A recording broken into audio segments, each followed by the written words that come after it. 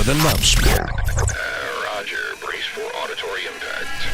10 seconds there. 1, 2, record on my count. May I have your attention, please? Bubba decided to take off this week, so this is what we call the best of Bubba. We're ready to go into fast time if you are. For all you counter-programmers out there, we know this is recycled material, some or all of which you may not approve. Do us all a favor and save your emails and chat cancer comments. They will just be filed in the Go F*** Yourself department. Doing a real good show up there, and I think we're proving our point, old buddy. Thanks for your attention to this matter. Broadcast rights for the Bubba the Love Sponge show have been granted to this station by the Bubba Radio Network and is intended solely for the enjoyment of our listening audience. Any rebroadcast, retransmission, or other use of this production without the express written consent of the Bubba Radio Network is prohibited.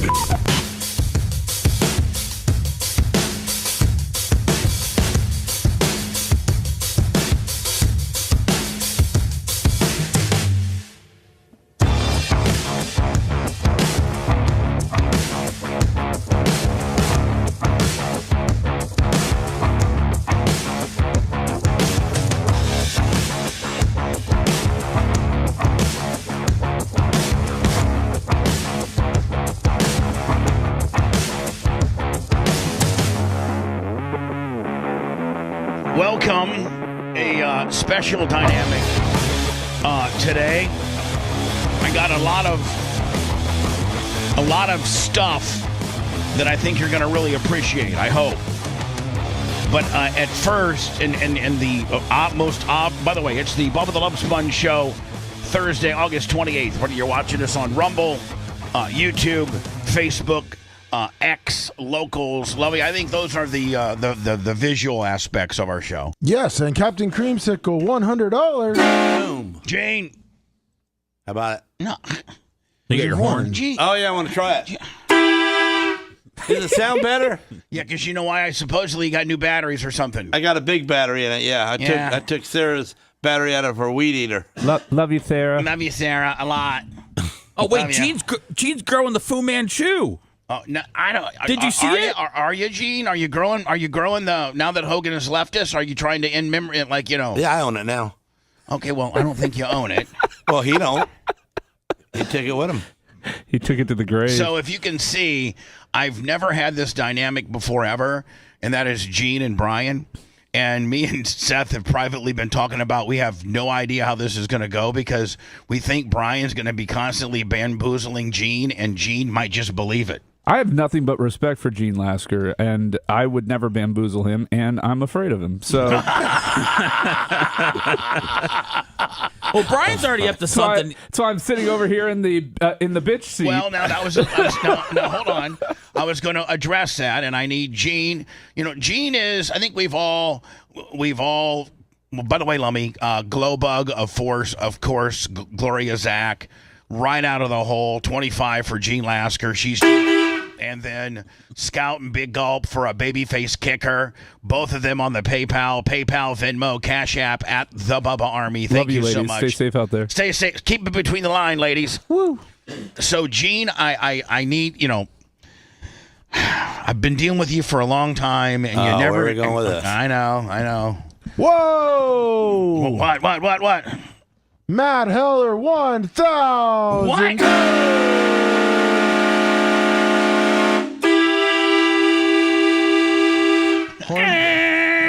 Hornblasters.com. Listen, so Matt Heller. Holy hell. I'm starting to. I got so many things to talk about. Matt Heller, I'm so happy he RSVP'd because I'm starting to send out a text to people to get their email because there's this certain software that is he like the local Dan Bilzerian? Yes, you know what? What does that mean? I don't think you don't need to know, but if you know, you know. He's a cool guy that brings a bunch of he's a rich, hot chicks on there's yachts this guy and named spends a lot of Dan money. Bilzerian, and he's a trust fund baby. Who's Gene, from Tampa. Who's from Tampa, and he lives out like in California, and he doesn't own, but he rents like these $50 and $60 million mansions, and then he just stacks them full of just hot chicks, and he gets on private planes. I wouldn't mind being born into that. No, and he shoots guns, and he goes and it's just he. So anyway, he's Matt Heller, great. Was that your analogy, Seth? Yes. What a great analogy. The Thank you. Dan Bilzerian of Tampa. Matt Heller owns Horn Blasters, which, by the way, Lummy, it's probably somewhat, kind of cool when Matt Heller gives us $1,000 and then here's his very horn set. That's not his horn. That's a DeWalt air. But this is Milwaukee. Yeah. Okay. I still want to get Gina. I think we should get him a horn blaster. Underneath my desk. No. So we have a dual banjos. Gene said, "Don't get me a horn blaster." No, I can't have one for my truck because he will get arrested. I'll get in trouble. He'll get arrested. He'll go right in front of a cop. I'll do a cop every day. Hey, pig. How about that? Gene, let's not forget, Gene has been arrested for drifting his dually in a Lowe's parking lot on Sunday. When it was closed. It wasn't even open. You got arrested for that? Yeah. Well, yeah. We're not here to go over his rap sheet today. So I was going to say, I don't know that that's an arrestable offense. I think there's more to that story. I just asked him why he was so jealous of somebody like me, and then Brian, it got a little worse than that, and then he wanted to bow up to me when he's only a foot shorter than me, so I pushed him. Yeah. Then he pulled that stick out, and I took the stick from him, and that wasn't a good idea.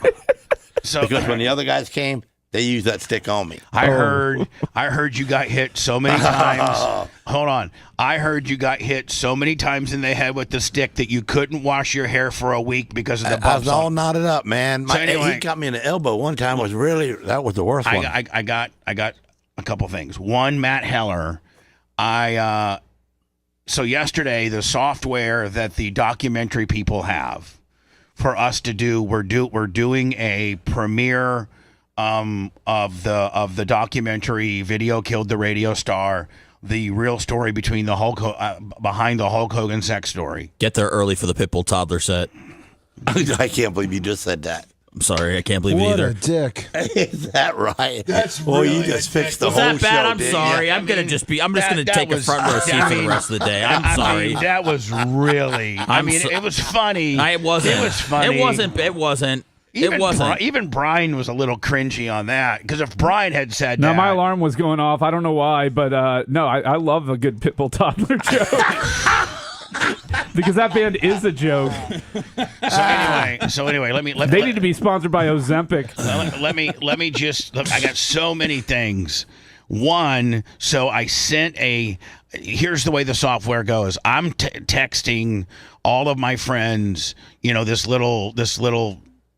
Here, I think I could. It's long. I could probably read what I'm texting all of my. You want me to read it for you? The documentary, the documentary "Video Killed the Radio Star" is going to have a VIP invite-only premiere next Friday, September 5th, at a theater in Tampa with the doors open at 6:30 and the documentary starting at 7:30. If you'd like to go, please send me your email so that I can forward your tickets. All tickets come with a +1, but if you need more, just request them when you get your email. Again, text me your email and everything will be handled from there. Thank you. I look forward to seeing you next Friday night, September 5th, at a location that will be given via the email. Signed, Bubba Clem. So I literally went through my entire contacts, people that were, worthy, or like the Matt Hellers and the Kurt Morgans and the Sarah and Gene Laskers and the Jimmy Clevises and just, the Iggies and the Wizzies and the Bob Cooks and just, and Merch Crick was also working on like the Teases and Susan Poitrases. What about like Caveman and Frank that used to work here? I'm running into capacity issues, Brian, at this point. Oh man, already? Yes, I am. I thought there seats a lot of people. It's seat 750. So now, hold on. So I text Matt Heller. I ought, within 5 minutes, get a confirmation that he's going to be there. Now, the other thing is... He's probably trying to figure out how to get his boat on land. Well, but Matt, I know you hang out with Flair. Now, I've been told by the documentary makers that one of the guy knows Joe Gomez. and Joe Gomez says he could probably get Flair to show up. Now, who's Joe Gomez? Joe Gomez is a wrestler. He was kind of a dark match. You know, he was a WWE guy for a little bit, but his most like a Barry Horowitz Brooklyn Brawler, gobbledygooker. Yeah, like he was in WCW. He was in WCW. He had a small little run. Okay, why would Flair want to come? Well, you guys, look, can I tell the story before you guys just completely different? He would want to come because it's about Hogan. And here's the thing I want to emphasize to Matt Heller. I'm also going to get a hold of Titus O'Neil, and maybe Matt can do that for me. But this is not a Hogan hit piece. T-shirt will, $100. Like Brian, you've seen quite a bit of it, and this is not a Hogan hit piece at all. This puts Hogan over. Yeah. Now, Seth and I have an in with Bastion Booger, too, just so you know. Okay. So, you guys, can I ask you guys, please, before we just start hitting me with these just absolute corn dick jokes and just... Can you let me just get the information out, please? Thank you. Sir. I also have an issue with Gene that I'm very nervous about, okay? So What'd I do? Well, you haven't done anything yet. It's what you could potentially do. Or you could be a gentleman. Why'd you invite Which me is to usually, Lummy, not in the cards. That is correct. When you're going to talk to Gene about something and he has the ability to be a dick or to be a gentleman, you better prepare yourself for the dickness. Could you turn my mic off? I'm very giddy right now. I don't want to. Why don't you shut off all our mics, Bubba, so you can get through this? Well, I mean, it's impossible when you get this many. I got a lot of things to handle He does today. to me all the time. Okay, so anyway, listen, Matt, I know that you have lunch literally every day with Flair. I know Flair was mad at me. I think the Brooke Hogan call might have helped me with Flair. Flair thinking that I'm the one that disseminated the sex tape and ruined Hogan. You know, well, Matt, make sure you tell Rick that Hogan made about $60 million on this particular sex tape that we're having a documentary about. But secondly, it is not a hit piece at all. It puts him over. It comes from the position of he didn't know he was being taped. I should have never taped it. It's a lot my fault. But there's a lot of other things that people don't know. So I've been told that there's a chance that Flair could go. And so, Matt, if you could work on that for me, and also Titus O'Neil. I do have Titus's information. So I'm trying to get... Now, Chop it up spice, $100. Matt, in talking to Rick, tell Rick that Brooke Hogan is a lock, like she's confirmed. She's confirmed that she's going to be there. I have a question.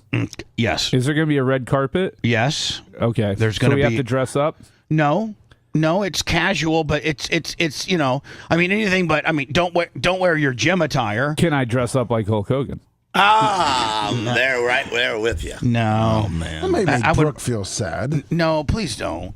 Please take it seriously. Okay, so we're taking this seriously. Please, yes. All right. Please. There's going to be the media there. There's a red carpet. There's a step and repeat photo op.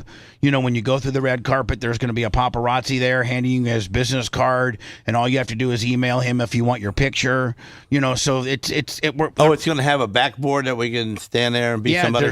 So Gene, you and Sarah walk. That's cool. At the red carpet, there'll be an X that you stop. Yeah. There's a paparazzi there. He'll take a couple.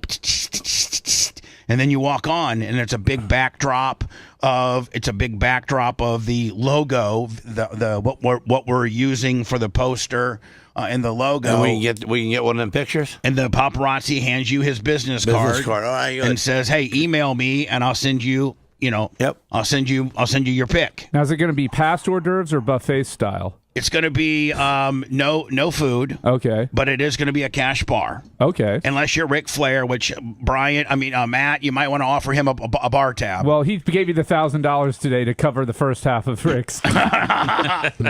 and Matt, tell Rick I'd be willing to give him an appearance fee.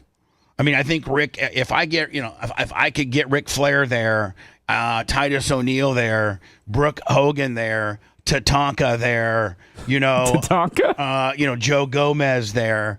Listen, you don't understand. You must not appreciate old school wrestling. No, is he going to be there in his Tatanka garb? No, he's not going to be in his Tatanka garb. How will we know it's him? Well, if he doesn't have the feathers hanging from his arms. You can tell Tatanka just by his face. He lives like down in St. Pete. Now, can you get John Cena? No, we can tell everybody that he was there, though. Hell They just couldn't see him. I'm going to knock on his door and ask him. Gene knows where he lives. There we go. Hey, John. I know you're in between sets right now on chest, but getting ready for. Well, I caught him at Publix, and I walked up to him, and I went, "See this? It don't work with me."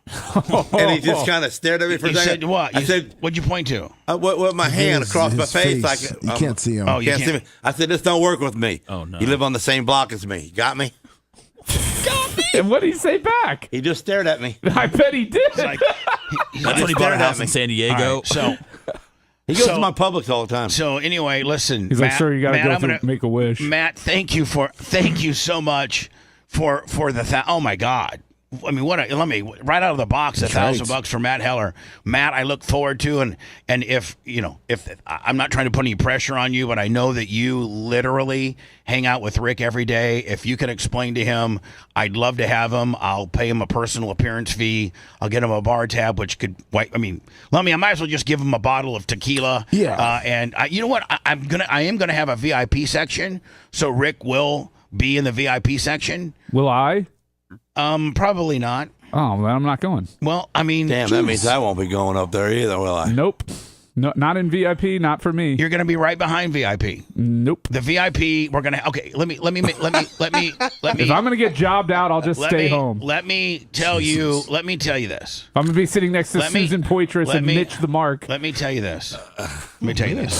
You'll be in the VIP section. You just won't be in the wrestler section.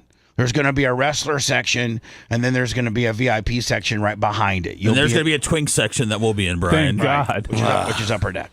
So anyway, Matt, I'm going to text you later today. Maybe you can give me a sense of, do you think that can happen? Joe Gomez did speak to the documentary people. I guess one of the filmmakers knows Joe, and Joe said, he will talk to Rick, and if Rick knows it's not a hit piece, and instead I mean, Brian, you've seen it. It puts Hogan over. Like it completely shows that Hogan was a victim in all this, and it doesn't shoot on Hogan at all. No, it's no shoot. So it's a clean job right in the middle. So anyway, Matt, if you could, I'll be in contact with you. Now here's my other thing. Gene, you're in the seat that you want to be at. You're in the seat that you're accustomed to being at.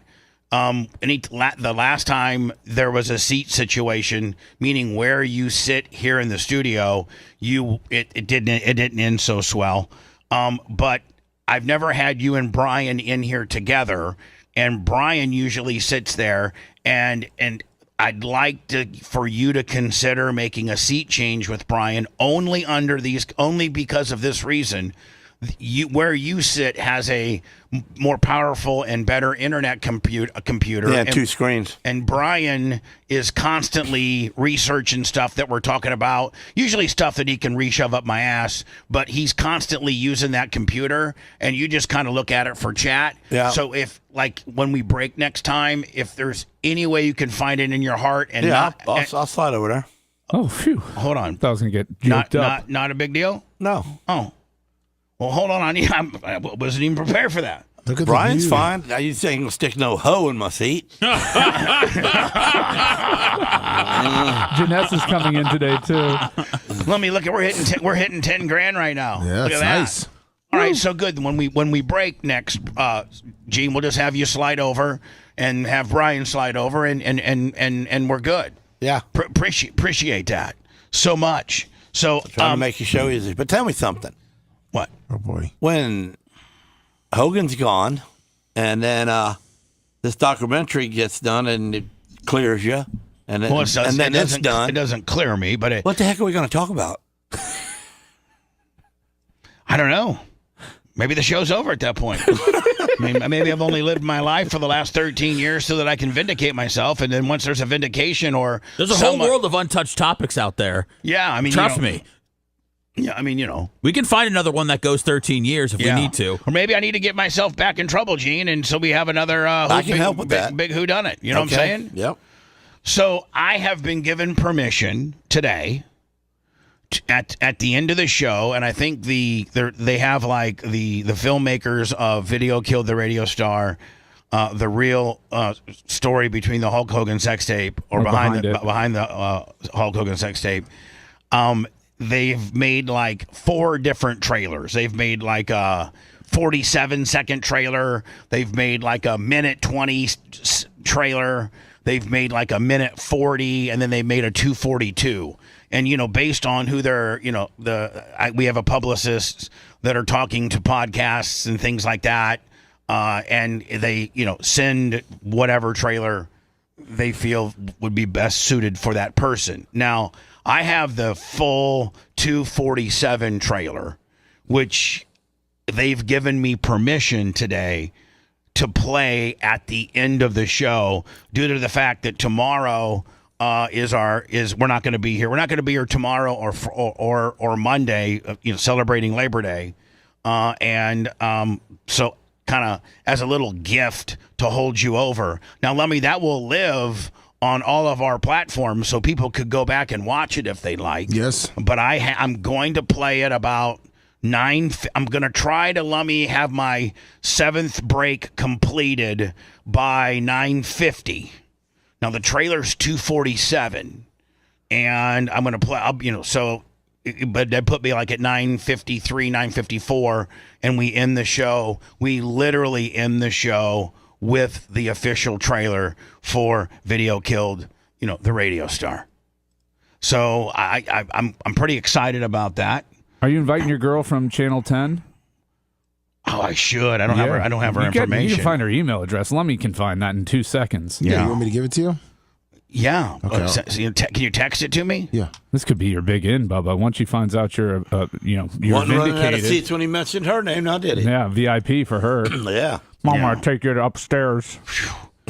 Am I flawed in thinking that she is just absolutely one of the most beautiful women in local television? No, I don't think you're flawed. Oh my God. I think you're flawed, but it doesn't matter on all kinds of subjects. Yeah, I think you're flawed, not just with chicks. That's why you got where you're at. Well, but with what you are. Bill Belichick, I guess he's kind of, I guess, Brian, this would be considered kind of leaning into it. Obviously he's been dating a girl who wasn't she a cheerleader for the Patriots? No. She was some cheerleader for college. And wasn't she a beauty queen or something? Yeah, she tried out. Jordan Hudson. Bill Belichick and his girlfriend Jordan Hudson have filed a trademark for the term gold digger with the intention of using it to create a line of jewelry and keychains. There's no way they're going to get that, though. They didn't come up with it. Yeah, not only that, but it's been used in... But if nobody else is wanting to... Yeah, but hang on that word. A lot of times, Gene, if the word's too broad or it's too much, if it's too much of a listen, like built into the vernacular of common. I'll people, tell you this because Brian will, because he's one of my counsel, he'll verify. I have a federal trademark on Bubba the Love Sponge. Like I have a federal, right? But I have a federal trademark on the 12 Boobs of Christmas. I have a federal trademark on Shock Collar Karaoke, and so those. But in having federal trademarks and having a federal trademark attorney, he knows a lot of the case law and stuff. And did you know it cost Jordan and Nike, I forget how much money, because the federal patent and trademark office initially turned down Air Jordan because Air was such a, common term word. But so they had to make it more specific. Air Jordan, while dealing with apparel and or tennis shoes, they had to kind of narrow the scope down because, and I'm thinking that maybe gold digger, Brian, might be kind of the same thing, right? It'll probably just be related to jewelry specifically. Yeah, jewelry or specifically. Well, that's what they want to use it for, a jewelry line. This year, they've also filed trademarks for Chapel Bill. This bitch is trying to squeeze whatever she can out of him before he dies. She's trying to get all these Look at her face marks right there in that picture. She's sinister. She's got too much. She's got a 6 head. Bellastrator, Trail of Salty Tears, No Days Off, and the Belichick way.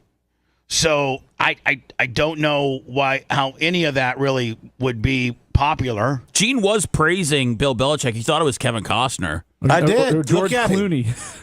He looks like Kevin Costner. Let me look like Costner. He looks good. Costner's getting ready to do a new Young girls were out good on him. Yellowstone with a hot bitch. What's going on around here? Yeah. What's going, So anyway, I mean they've applied for a federal trademark with regards to gold digger. Why are they making jewelry? I don't know. She's bored, Seth. She wants something to do. Yeah. She's bored. Yeah. Do you think Bill feels like he missed out on so many opportunities to make money outside of football when he was focused on coaching the Pats, and now she's trying to expand his brand and show him what I think he's trying to put her over at such an and kiss her ass and give her something of significance that he's just so pee-whipped. Seth, It couldn't have been that much fun being a coach. That he's that pee-whipped, Seth, that he's got to give her some type of ownership in something other than being his girl. Yeah, but it's probably a lot more fun buying gold and selling gold and making gold and doing that than Gene, hanging around with 50 idiots looking for more money. Gene, so you're saying being a jewelry designer, Gene, It's probably a lot of fun. Probably a lot more fun. Yeah, you try to dwindle the guy down to 50 cents a carat, stuff like that, and have a good time at it, and and making money. What about the smash and grabs at the piercing pagoda? How do we stop those? With a gun? There you go. Federal troops, National Guard. Now, at every Greg mall. DeFilippo, $20. Did you see? This will be the last story before I go into words. I want to really be on time today. The illegal, I think he was illegal. The illegal immigrant truck driver that decided to do a U-turn on the Florida Turnpike and killed 3 people. Yeah, he went from Mexico. He's a dothead. No, He was illegal since 2018. Where's it? Do I have it? Do I have it? Yeah. Yeah, it's right there. Yeah, hold on here. All right, here we go. Damn Is it. Brian laughing because he's uncomfortable or because...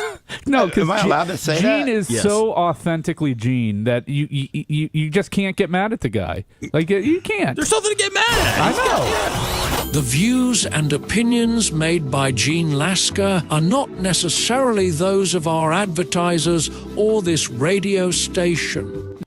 Gene, I don't know if He just snuck in from Mexico, right? No, he at one time got pulled over in New Mexico, and it's body cam footage from a police officer, a state trooper, and it shows that he knows and understands English. Oh. One of the things that they're saying Gangster. is that he doesn't understand English, which I don't. Brian, But Gene you're- is right. His name is Harjinder Singh, okay, and he's from India. but So here's- Gene, give him. Come on, drop the mic. Gene got it. Drop the mic. Brian, Drop it. Brian, Drop it. don't tell me what to do. Drop the mic. Oh, boy. All right, yeah, we'll just go ahead and use Dothead all day today, and we'll see what that's going to go ahead and cause us, okay? Don't And let that's the what I- Tonka hear. That's what the issue was. It You ain't wasn't going to hear Seth say that. He's got a family. Seth, do you remember when I said I don't know if having these two together would be it's just going to absolutely make me, here it is my Friday. I wouldn't be this way if it wasn't for my partner next to me. It's my fault. But yeah, Bubba, you knew you were going to have to do some heavy lifting today. This is I where knew. you're going to show I your knew. 40 years of radio experience. But I knew too, didn't I? But Bubba, I mean, what you I didn't literally- account hold for on, was that no, Gene no. and I were going to form a tag team, the Twin Towers. Of ignorance. He says something ignorant, and then you brilliantly. I'm going to co-sign on it. He's going to brilliantly turn it around for you. Anyway, the guy is maybe a dothead. I don't know. And his one of his defense, which is I don't think if you being an attorney, Brian, is much of a defense. I don't think not understanding English while you have a commercial driver's license, a CDL, is going to make what you did any better. He said he couldn't really read English. He can't read. Yeah. And by the way, they gave him a CDL cognitive verbal test, and he he could only recognize one of 4 signs, and he could only understand 2 of 12 verbal commands when they gave him his test upon killing 3 people. Now here's body cam footage of him getting a ticket in New Mexico, and it looks like to me that he completely understands everything. You're welcome. And this one right here is your inspection, okay? Thank you, sir. Drive safely, all right? Thank you. Have a good one, sir. Sorry, sir. End my first time. No worries. I feel bad being the first guy to write you a ticket, but, you know, I try to help you They out. said in the my no license in the ticket. What's that? They send the ticket in the no my credit. I'm sorry. I guess No, he don't know nothing. He's an idiot. I don't understand. Maybe in the this my ticket in the my license. Or how many years? Now, it's my understanding, and Gene, you might know this more, but when you get a ticket with a CDL, that's a problem.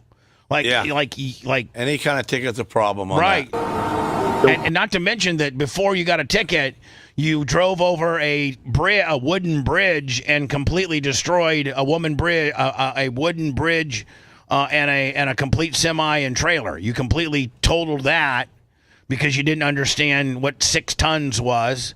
It was clearly marked that it was a wooden historical bridge, and it had a 6-ton limit.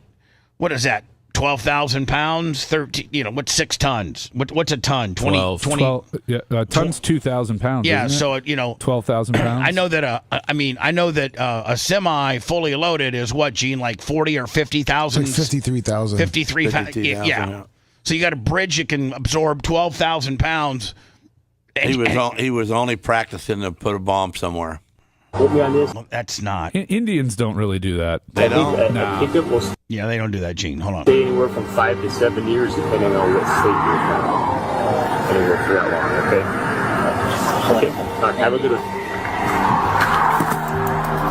I'm going to be honest Is with there you. a country right next to the guys that do? I don't know that he doesn't necessarily. This makes it any more believable that he understands English. No, he don't. Is that definitely the same guy? Yeah, this is the same. Absolutely. Take care within 30 days, okay? And then just choose one of those options right there. Thank you, sir. You're welcome. And this one right here is your inspection, okay?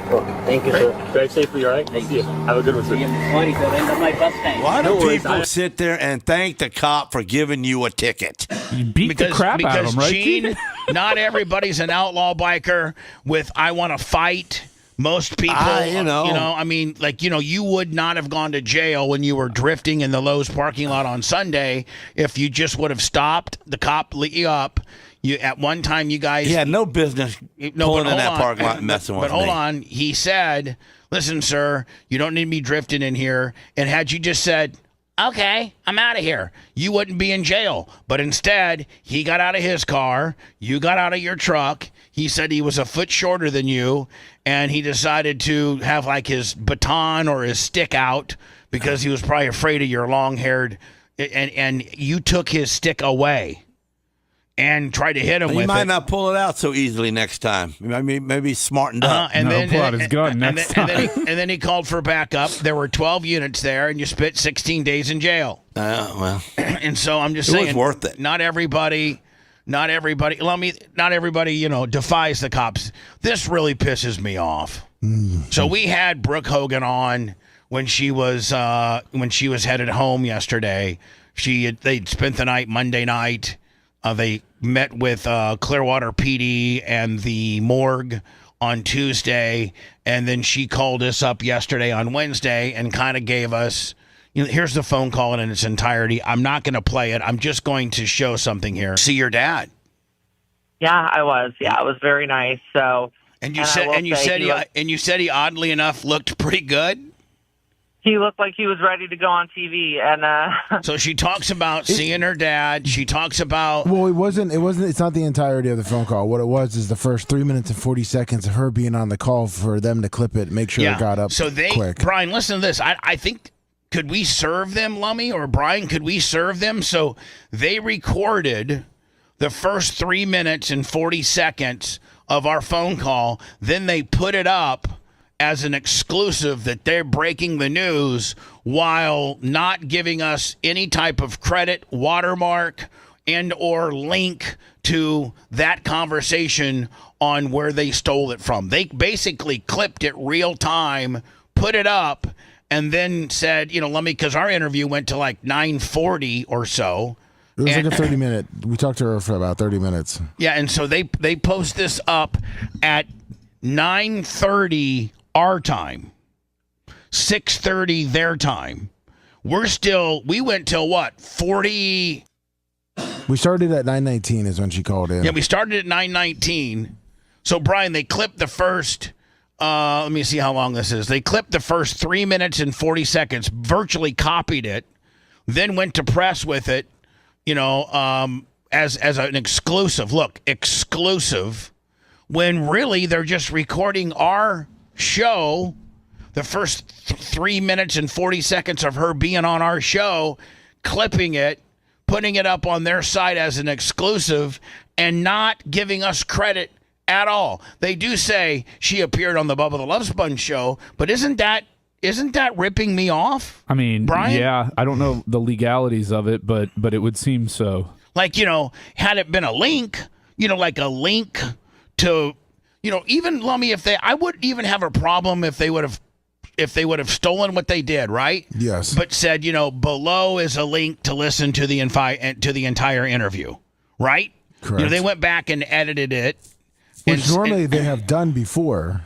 Brooke had lots of questions about the circumstances surrounding Hulk's death, specifically whether opioids may have been a factor or whether there might have been foul play. She went on the Bubba the Love Sponge radio show Wednesday morning to discuss the case. But Bubba, and so Brian, they even throw more salt into the wound. Bubba was a little ticked off that TMZ broke the story about Brooke visiting the funeral home. Oh, man, that used to be knocked in the mouth. As if they scooped me. Right. As if Brooke also told Bubba that Hulk was still wearing his famous bandana. So talk about adding insult to injury. Brian, put your legal cap on. Not only do they steal it, not only do they act like they're the ones that broke the story, but then they kind of poke fun at me that because Lummy told me as we had her on, hey, TMZ's already got this up. While she was on the phone with me, Lummy's telling me, hey, TMZ's already reporting this, and they got like 3 minutes and 4. I'm like, what? And so I kind of cut a little bit of a promo on them then. So within the story, they even say Bubba was a little ticked off on that TMZ broke this. She broke the story on my show. Yeah, they didn't break anything on the funeral home. Nothing. Brian, what can I do here? I don't know, man. Write him a strongly worded letter. You know what I'm going to do? Send me up there. No, you know what I'm going to do? Send Lasker to TMZ Studios. Where's that little Levin Let's guy? see you play this. Let's see you play this live. Where's that black guy with dreads and that little Harvey Levin guy that does the People's Court? Where's that Come guy? look at my bottle here. It's some acid for your face. So what I'm saying is I can get Harvey Levin's personal number. And Brian, would you say that I call Harvey I call him and say, hey, Harvey. I mean, you kind of did me dirty. I would just say, hey, look, man, I'm not mad that you guys are using my stuff. It's just the way you're portraying me. How about this? You can make it right by having me on to talk about the Hogan stuff and then let me promote my documentary. You know what? I think he would go for that. Well, go for it then. So this is how I thought you were going to do that last week. This is how we turn Chiz into Shinola, baby. Now, Brian, would it be more, and don't try to take the lazy way out because you never do with me. Just like when you had to write that letter about that gate on my other subdivision. Yeah. Would it be more credible coming from my attorney, or would it be more credible coming just man to man? Oh, man to man. Man to man. Man to man. So can we practice? And you be Harvey Levin? Sure. But don't be Harvey Levin prick, dick, don't be Harvey Levin Brian, be Harvey Levin, potentially nice guy. Okay. Hey Harvey, it's Bubba the Love Sponge. How are you today? Hey Bubba, how are you doing? I'm doing great. Hey, listen, as you know, and I'm very close with Brooke. I think she's indicated that to you. And I don't know if you're familiar with yesterday's story, but as we had her on, you guys recorded the first 3 minutes and 40 seconds of my phone of my interview, and then you act like you guys had the scoop, and while not giving me any credit other than she appeared on my show, and then to add insult to injury, you put in there that I was ticked off that you guys scooped the whole deal. You didn't watermark my video footage that you stole. You didn't add a click where people could go listen to it in its entirety. You basically ripped it off. And I think that's kind of crappy. I I'm not really happy about it, but I would say this. I got a documentary that hits on September 6th, Friday, September 6th. Would you be willing to have me on TMZ Live to promote? It's a documentary about Hogan, by the way. It's called Video Killed the Radio Star. And as you know, you were at the forefront of the Hogan sex tape, very much so. Would you be willing to have me on to promote that in lieu of, kind of doing me dirty on this deal? Well, we'd love to, but you got to tighten it up, man. That was one long-winded speech you just gave. Well, there's a lot of working parts there, Harvey. Of course, I won't be that, I won't be that long in describing. Well, hold on. Hold on. Shut up, Harvey. You just ripped off. Well, now you're not coming on, Bubba. Okay. Go F yourself. All right. Go on with the Daily Mail. SpongeBob. Oh, Jesus. Did he see that? Yeah. You did? They did correct it, though. They corrected it. They did correct it. I didn't get it. They called him Bubba SpongeBob, and they call me Tom. They called him Bubba the SpongeBob. And Bubba the SpongeBob and Tom Clem. Tom Allen Clem. Better known as SpongeBob on the SpongeBob radio show. So Brian, I think Harvey will be. I think he'll be cool. Because there's SpongeBob. because Brian, you have to admit there's no. Is it what's it called? Irrefutable, unrefutable. What's irrefutable? It's You're so close. It's irrefutable that what they did. Like it's absolutely locked in what they did. I don't think Harvey cares. But nah, he don't. But I think it is a way to at least approach him about, hey, let's you guys have been using my stuff. It would be great to get a little like a click through or link back or something like backlink back to my page. But having said that, I want to dance with you on this. I'm getting a lot of information. I am the boots on the ground here in Tampa, in Tampa Bay area, Clearwater for you. We can work together on this. Have me on. Let's discuss some of the stuff that I've heard, and I can promote the documentary that's coming out. All right, hook and enter up. Yeah, hook and enter up. Hook and enter up. Okay. Gene, can you see the hat I got on today? My Kurt Morgan hat? Yeah. As I was sending out my texts to people like Matt Heller and Jimmy Clevis and people that I'm trying to invite to the premiere next Friday, I actually invited Kurt Morgan, and he RSVP'd. Hey, Hat Boy, weren't we going to try and stay on time? We're going to. We're going to go into words right now. When did we start all wearing hats here? I thought that was outlawed. No, it wasn't. We told you Here's this the before. deal. Here's the deal. You want to tell me I can't wear a hat? Not you, Gene. No. Well, that's what happened here. There's no outlaw for the outlaw. I'm the only got hat or hair wearer, ain't I? No, three of them got deal. it on. Here's the deal. Oh, yeah, all three of us are. Here's the deal. For I don't know how many years, did my hair with hair product every morning. Like Seth would say, my LA Looks gel and stuff like that. And it's just he realized it's seeping into his brain. No, but I realized it's not. I was reading this article that wearing hair product in your hair every day is not good for your hair. And so I'm going to try to do hair product like 2 or 3 times, do my hair, kind of slick it back a little bit. And it looks a lot better than a hat 2 or 3 times a week. But a couple days a week, I'm going to give my hair a rest and not put product in it, which would require me to wear a hat. So that means you don't have to comb it. You're just being lazy. Well, just like you are. Yeah. That's why I say it right out. Well, so I don't have to cry about hair products. I just don't comb my hair. I'm with you. Fair enough, Gene. It's time for you and Brian to switch. I'd appreciate that. We're going to go into words so we can try to stay on time. You're listening to the Bubba the Love Sponge Show. If you want 24/7 on-demand Bubba and the crew, go to BubbaArmyHQ.com. The Bubba the Love Sponge Show will be back after this.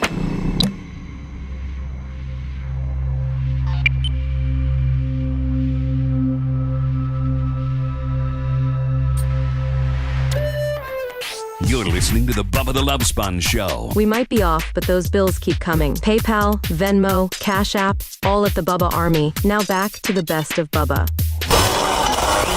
The views and opinions made by Gene Lasker are not necessarily those of our advertisers or this radio station. Broadcasting live from the Aquabito Studios, aquabito.com/Bubba. It's the Bubba the Love Sponge Show. You got a dead battery, you're in the ditch, you're stuck. course, you don't have a big F450 four-wheel drive like Gene Lasker with a winch. You're pretty much screwed. Again, dead battery, lockout, in the ditch, whatever. Car wreck. There's only one place to call, and we've been using them, my God, since Gene and I were back at 98 Rock. And that's Steps Towing, my good friend Todd Steps. And if when you talk to Steps Towing, tell them, is it Bubba 2025? Is that what it is? Yes, it is. Bubba 2025 while you're talking to dispatch, and that'll get you a 10% discount. StepsTowing.com, the official tower of NASCAR, of IndyCar. You ever been watching last year? You've been watching NASCAR on Sunday, and you at the Indianapolis 500, and you see a Steps Towing truck roll up. Kind of cool, ain't it? Yeah, they're at every NASCAR track. I think Todd Steps actually bought like two brand. Gene, what's a brand new wrecker? Like a brand new wrecker that they would send to NASCAR? About 200,000. About $250,000. 200,000. 200,000. So I heard that he sent like two of these to almost every track. So I mean, Steps Towing is absolutely been so great to us. Gene, you've been using them before I mean, you've been in this town longer than I have. You've been using them before I did. Yep. Remember Gene and I when we when I drove for Gene sprint cars under Team Hogan, and we would do an appearance like at Hooters, because Hooters was one of our big sponsors. We would get Steps Towing to bring their big crane, and they would literally crane, put Gene's car like six. Gene, do you have your microphone adjusted? I am adjusting. Well, he's trying to get it so it's not blocking the moneymaker there. Well, I'm trying to be able to be That's seen. probably something we should have done during the hot mic, but I was too busy talking to you. Whatever. Your face is completely covered. Now? You need to turn. Not anymore. No, not anymore. He's fixed it. Yeah, I put it on the other side. Okay, That's what he was doing. I try to be real quiet. I'm but, running behind You here. got to hit the You cough did great. button. You know what, Gene? I take that back. You look great. Thank you. But anyway, Steps Towing would jack Gene's car up about 60 to 80 feet with one of their big high-reach wreckers. And thank you to Todd Stepp for all that you do for us. We appreciate you. Again, if you need Steps Towing for any capacity, they can move containers. They can move anything. Gene, I don't think there's anything they can't move. Macho Man don't like it. Hook me up, Mach. Mach doesn't like what? The way I look. Well, he'll fix He it. just adjusted the camera angle a little bit. Yeah, he's trying to make you look. There you go. You look a lot better. Yeah. So I Finally get me from my good side. Yeah, trying to get me from my good side. So I forget who sent this to me, but this is an Instagram video of a guy who, and this is usually instant death, isn't it? Like if you run if a semi and the trailer, and you got a sports car or something like that. Like, Gene, if you hit the side of the trailer, I don't think your car... I'm not hitting the side of a trailer. I know you're not, but if an F450 or a big dually, it's just not going to go... No, it's just going to accordion my nose a little bit and pop my windshield out, but I'm not going under. Right. But let me tell anybody... But you get a little fast and furious. If a trailer turns in front of you, aim for the tires. You hit the rear tires on that semi, not only will it cushion the blow by knocking off, the springs to the left, but it'll keep you from cutting your head off. And it might get you a bigger payday. Yeah, because at least you'll be able to collect the money.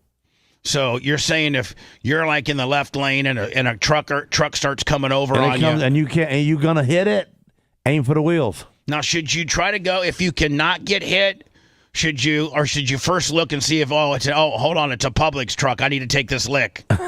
Well, it's on you. I mean, Brian. I mean, that would probably be down more towards your area, and that is worked out well for Tracy Morgan. If it's he lost the whole leg. If it's he has a leg. No, I didn't. No, he's got his leg. He's just like a little slower than he was before. That's the little before. black guy that was in. Who was the black guy that got a bunch of money for missing a leg? Tracy Morgan, but he didn't miss a leg. His friend died. His friend died. He just got messed up.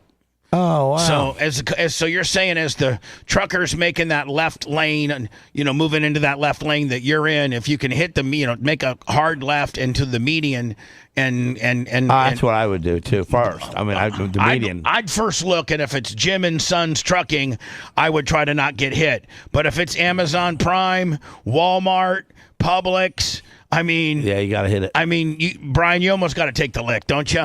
Man, I ain't looking to die for money, but can I ask you a question? What type, like Fortune 500 companies? Semi-truck killed the radio star. But what I mean, what type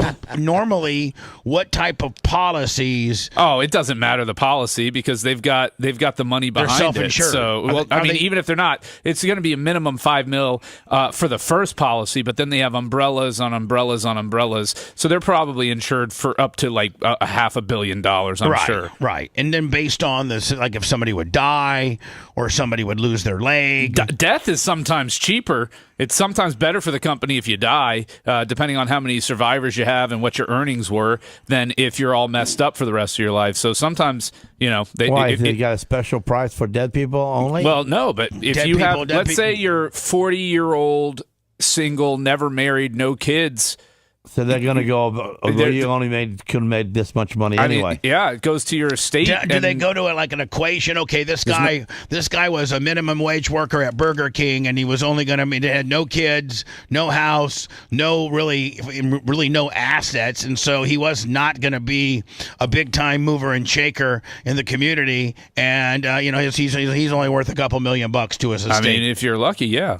But if you're like Gene Lasker, and you got a wife and family, and you got a multi-million-dollar business, that might be a $10 million deal. Yeah, it's going to cost him a lot more if he were to die. But then just think if, let's say, you've got somebody who's an earner, right? They own a company. Gene, in his heyday, powder coating, he's got 30 years left to work. Young, he was making $250,000 a year. He's got 30 years left to work. He's got two kids. Like a Matt Heller, a guy that owns a multi-million-dollar business. He's 40 years old, 38 years old. He has his whole, he's got 30 years of work life left. He already owns a multi-million-dollar company. That guy's estate's getting paid. Yep. Yeah, but what about I played the lotto? I could have hit it. Tracy Morgan. Speculative damages aren't damages. Tracy Morgan got $90 million. The guy who died, $90 million for a short black guy. Hold on. So a tall white guy should get a lot more. Gene, would you please come on? Seth, my God. Well, that's some math I've never heard of. The views and opinions made by Gene Lasker are not necessarily those of our advertisers or this radio station. Jesus, Gene. So not worth any money? Dude, Gene can do math with races. Do you know how hard that is? I can't do that. The X's and the Y's. Next level math. That's called life math. It's called redneck, racist, white math. Well, let me see. So 3 Orientals, 2 dot heads, and 3 black guys. Right. That's about. That's equal to 1 tall white guy, in my opinion. One white guy on the Magic is worth about 6 unemployed black guys, 2 Mexicans that work minimum wage at the powder coating shop, and a homeless Indian man. Okay, when you say it that way, it kind of sounds bad. It does, Gene. It sounds really bad. I mean, that's kind of the way you were saying it. I guarantee you that your wife is cringing right now because she listens to the show and she's like, "Oh, how many times do you blurt something out when you guys are together?" And she says, "Oh, Gene. Oh, yeah, Gene." That's kind of common, Gene. It's really? Like, oh, Gene. What is Gene. her? What does when she Gene. not when Gene's laying the outlaw pipe, but like Gene. Let's say you make a real, maybe somewhat borderline racist, not cool comment around her or in public. She'll elbow me and put her hand over her eyes. So she'll be like, I'm not here. She tries to disappear from the situation. Exactly. Right. So if somebody had me, here's $1,000. You can bet. I mean, I think there are so many different betting sites now. You can bet. Me and Brian have a personal bet. $1,000. This guy makes it or not. The guy in this car doesn't have a scratch in him. I was gonna say he's gonna be fine. He's low enough profile on that thing that he's gonna walk away. Watch this. No way.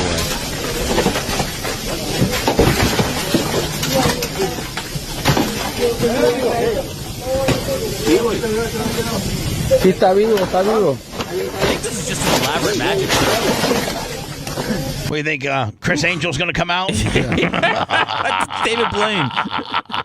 He'll come out as the truck driver. That's the ultimate. No, but that might be the ultimate. The ultimate stunt is that you get ran over by a semi truck and then you walk out with no scratches. Watch, just watch.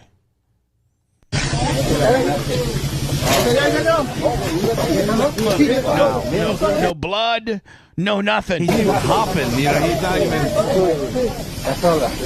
even bruised. What the hell? There's no sound because he's so low to the truck. If he was in a minivan, he would have gotten decapitated. Right. But because he's so low, he was able to go under it and not get crushed. I'm so fat though. I don't think I can get low enough. So I think it'd take my little peanut head off. Yeah. Tell me this. So you've made it enough in life that you got a $2 million boat, and a lot of times if you don't have your own dock and your $8 million Tierra Verde home that has a dock that you can put your $2 million boat on, much like Fabrizi, literally Fabrizi's boat right behind his house, and you have to go to a high and dry. There's many a people that have their $2 million boats. Brian, I thought you literally call the high and dry that morning and be like, listen, I'm going to be coming over about noon. That's right. Can you have my boat ready? They will. And they have it ready. Yeah. And they got these big forklifts. Nice and clean. They got these big forklifts. No bird poop. Now I think this is expensive. I think high and dries are expensive. Yeah, especially for a boat this size. Right, Yeah. right. I mean, I think this is like $1,500 a month or something. That's a little bit more than that. I was gonna say more, yeah, probably closer to $3,000 to $5,000 a month. A month? Yeah. Depending Just on, for them to be able to, and then they got these big, huge racks. Gene, do you powder coat those racks so they don't scratch the boat? I have some of them. Right. It depends on where you put it too, because you got inside, you got outside, you got high up. If you Right, want but then low. they got the VIP section for some of these big boats, and they're a different color. So how would you feel? This is your boat. There's no sound to this, and you're sitting there. Okay, we're gonna, we got all of our stuff. We're getting ready to go on the boat, and he probably has a hot couple. Either he's got a hot wife, or he's got 3 or 4 little Matt Heller bitches ready to get on the $2 million boat, and this happens. By the way, there's no sound to this video.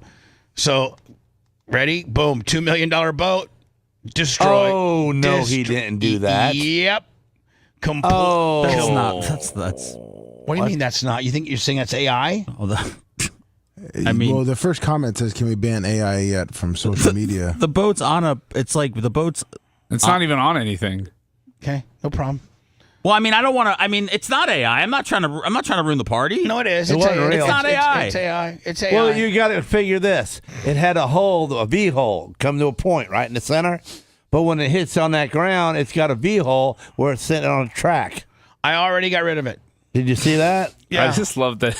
It's so easy to trick Bubba with AI videos. Gene's believing it. He's still fighting for it over there. No, I'm not fighting for it. I'm telling you, it was way wrong. It had a V hole when it hit the ground, and it had a like a 3-way no problem, hole, guys. and as it rolled on a track, we could have a Bubba got bamboozled by AI account. It's the daily. Boomer Bamboozle Minute, brought to you by Geritol. Did you see the one with the dogs jumping out? No, it was AI. Did you see the giraffe though that the guy took on the plane? The No, emotional support giraffe AI. had a fanny pack. So I guess this isn't Trucker. This is not AI. AI killed the radio star? No, AI killed the show because all you guys want to do is just shove it right up my ass. I mean, Bubba, come on, man. What are we supposed to do? Just let that one slide? No, just say it's hey, Bubs. That's AI. You don't have to get into Boomer killed. You don't got to get into all that. You can just say, hey, Bubs, AI, and I'd be like, okay, no problem. Is that why I switched off the TV so quickly? Is that what happened? Where's my clicker? Because I need to change the it wasn't channel. kind of cool to watch. I mean, Lummy, how do I change the channel on YouTube? So this guy has a snack that I guess he just has to have. He's a truck driver. He's got a seatbelt on. And so so now you're done. Gene, you're done. Once you get those steer tires, the most vulnerable tires, and I'm sure Scout and Big Gulp and Greg and Amy and all the great truckers out there, the most important tires on your entire rig are your 2 front tires. They're called your steer tires because they determine everything. You can blow out a trailer tire in the back. You can even blow out one of the drive tires. Gene, one of the two. No problem. You can, because those come in sets of two too. One of the single sets of front. The single set or the front, and they determine everything. Here it goes, buddy. Now he's riding a medium. Here we go. Andy wasn't buckled. He's stupid. No, he was buckled. Or did he unbuckle to get to snack? To get to snack. Yeah. And here's the thing. Like, you can't tell that trucking company he's working for now, hey, man, a raccoon ran out in front of me and I had to lock it up. Or a deer or whatever ran out in front of me, I had to lock it up. Because now I think everything's cameraed up.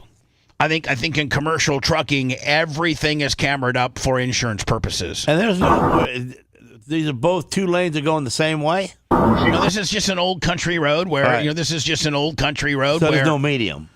No, it's just a runoff, just right. why did he stay there? That's a ditch right there. Why? Because that snack that he had back there was calling those pretzel sticks were calling his name. I know, but he straightened up and got her straightened out for a minute there, and then he turned the wheel. All right, problem one. Oh, I had a blowout. And then see, here's the deal. No, he didn't have a blow. Well, he might have blown out. Oh. There you go. All right, so at this point. Right here, keep it straight. Keep it straight. Don't turn back onto the road yet. But, Gene, here's the deal. I think his steer tires and the load got too far down the ditch, which then instantaneously causes a big weight shift and I think flips you. See? Now watch. So the trailer was passing him. The trailer started jackknifing into the ditch. Yeah, he's an idiot. Which caused you a weight transfer, which causes, right? It just goes to show you. Here we go. Here we go. Here we go. How's that ride feel?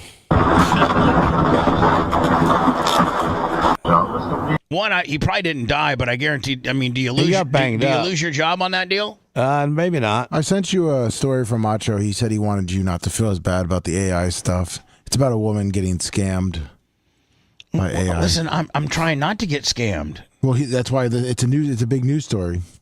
Oh, was she 66? I mean, she probably don't. She got scammed for $400K.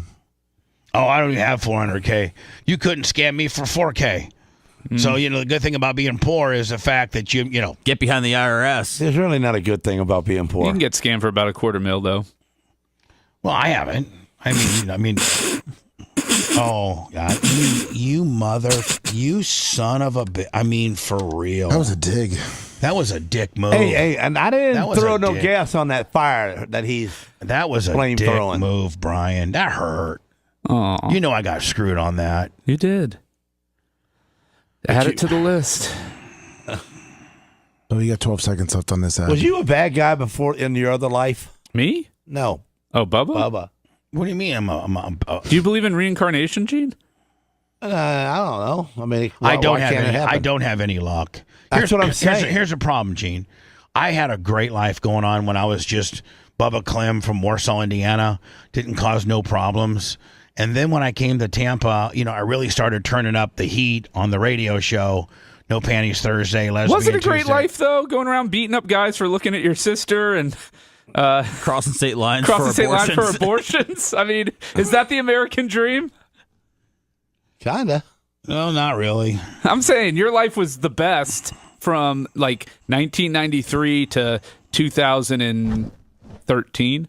Yeah. Yeah. I had a hell of a run. You had a 20-year run, man. That's pretty good. I had a 20-year only the run. Simpsons and South Park have lasted longer Did the than money that. get to you? No. The sex tape being ripped off and distributed got to me. That was the head. That's what we're all showing up for next Friday night. I know. To walk through. Video killed the radio star. That's what killed me. Along with a couple other things. Is Missy Beefcake invited? No. Can Brutus come without her? No.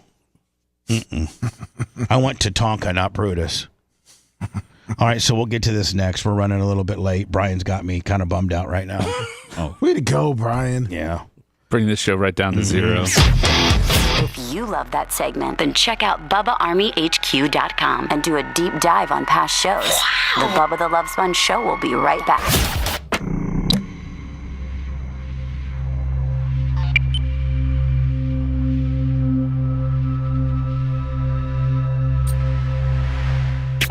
Hey, what's going on? It is Seth, and we are definitely having fun or sleeping, so enjoy the best of Bubba. Broadcasting live from the Aquabito Studios. Aquabito.com/Bubba. It's the Bubba the Love Sponge Show.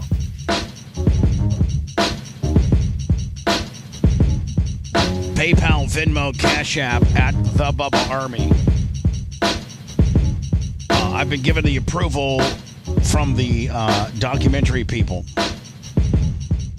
that I can, as the last thing that I do today before I leave, we don't come back until Tuesday, is that I can play the full 2-minute and 47-second trailer of Video Killed the Radio Star, which we're doing a debut premiere next Friday. I'm not giving the theater location. I'm texting everybody for you to send your email to me, and then I'm handing that off to the documentary people, and they will email you your tickets. If you need more tickets, there's a section to request more tickets. I think Gene said he needed 4 more. So I'm in the process of probably pretty much all weekend getting this information, these emails to the people, the PR people that are doing it. Next Friday is the premiere. I got to get a hold of Matt Heller. How's the parking at the Todd Adult Theater? Whoops. I have no idea. Sorry. No problem. So I'll be playing that. The pre-sale goes on. I think is it the 3rd? It's Wednesday. Let me. Oh, okay. So you can pre-buy it on. Here we go. You can pre-buy it on Wednesday the 3rd. Wednesday the 3rd. So it'll be Tuesday. It'll probably just be a big infomercial about how on Wednesday the 3rd you can pre-buy it. I think these are the places I know they're going to be. There's going to be more, but just off the top of my head, it's going to be Apple TV, Google Play, iTunes, a couple. VH1.com. VH1.com. Tubi. Maybe. So I know it's on Amazon Prime. I know it's on iTunes. I know it's on Apple TV, and I know it's on Google Play.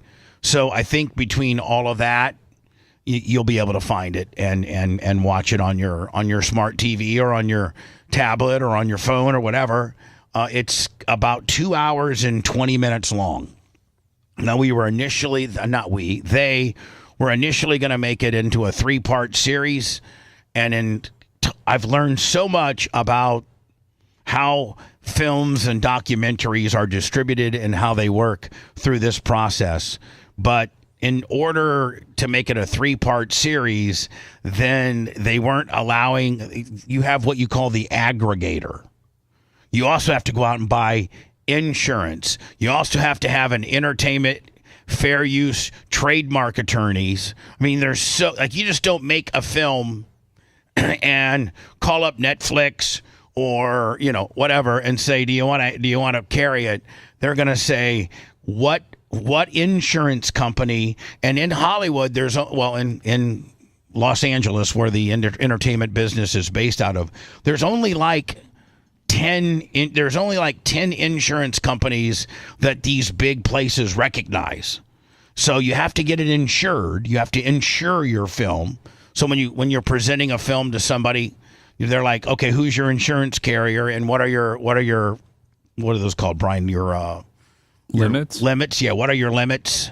And then you have to have who is the entertainment and fair use attorney, what firm, and there's only about 6 or 7 firms that do it. Do we cheat them and how?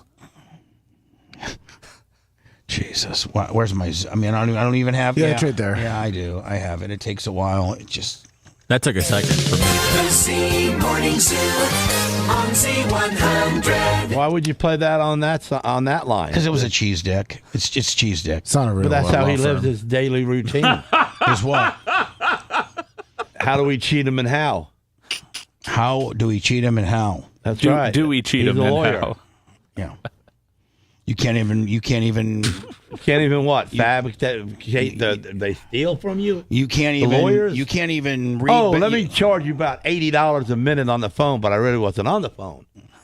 Gene, thank you. I don't charge hourly, Gene. Gene, that's the beauty of me. Thank you for your ins and outs of the lawyer business. So I've had a few of them. So yes, I know Kevin Hazlett's one of them. He ain't cheap. No, he's not. Okay, then. Doesn't even give you the. I mean, he gives you a deal, but he gives me a deal. He's expensive. Yeah. Ask Jeffrey Knight. Ask my pocket. So anyway, the process starts with you make the film. You then have to get it cleared by the trademark and fair use copyright attorneys. You send the film to them, and they literally send you like 100 pages. They go through every second of your movie or of your documentary, and they tell you potential issues with it. Oh, well, you have to, if Bubba's going to, if you're going to interview Bubba and ask him this particular question, then you need to either before Bubba or after Bubba have a news story that validates that. It's just, Brian, you kind of know the process. It's like a real pain in the ass. Like they just break it down and they're overly cautious.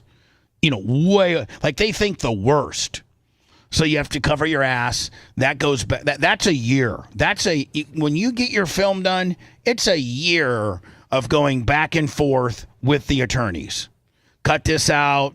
Make sure you add this. You said that.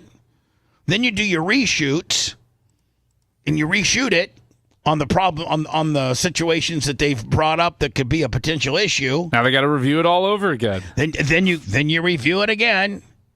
They're like, okay, maybe the fair use and copyright attorneys, they're good with it, but now the insurance people are still like, what if Hogan comes back and says, this.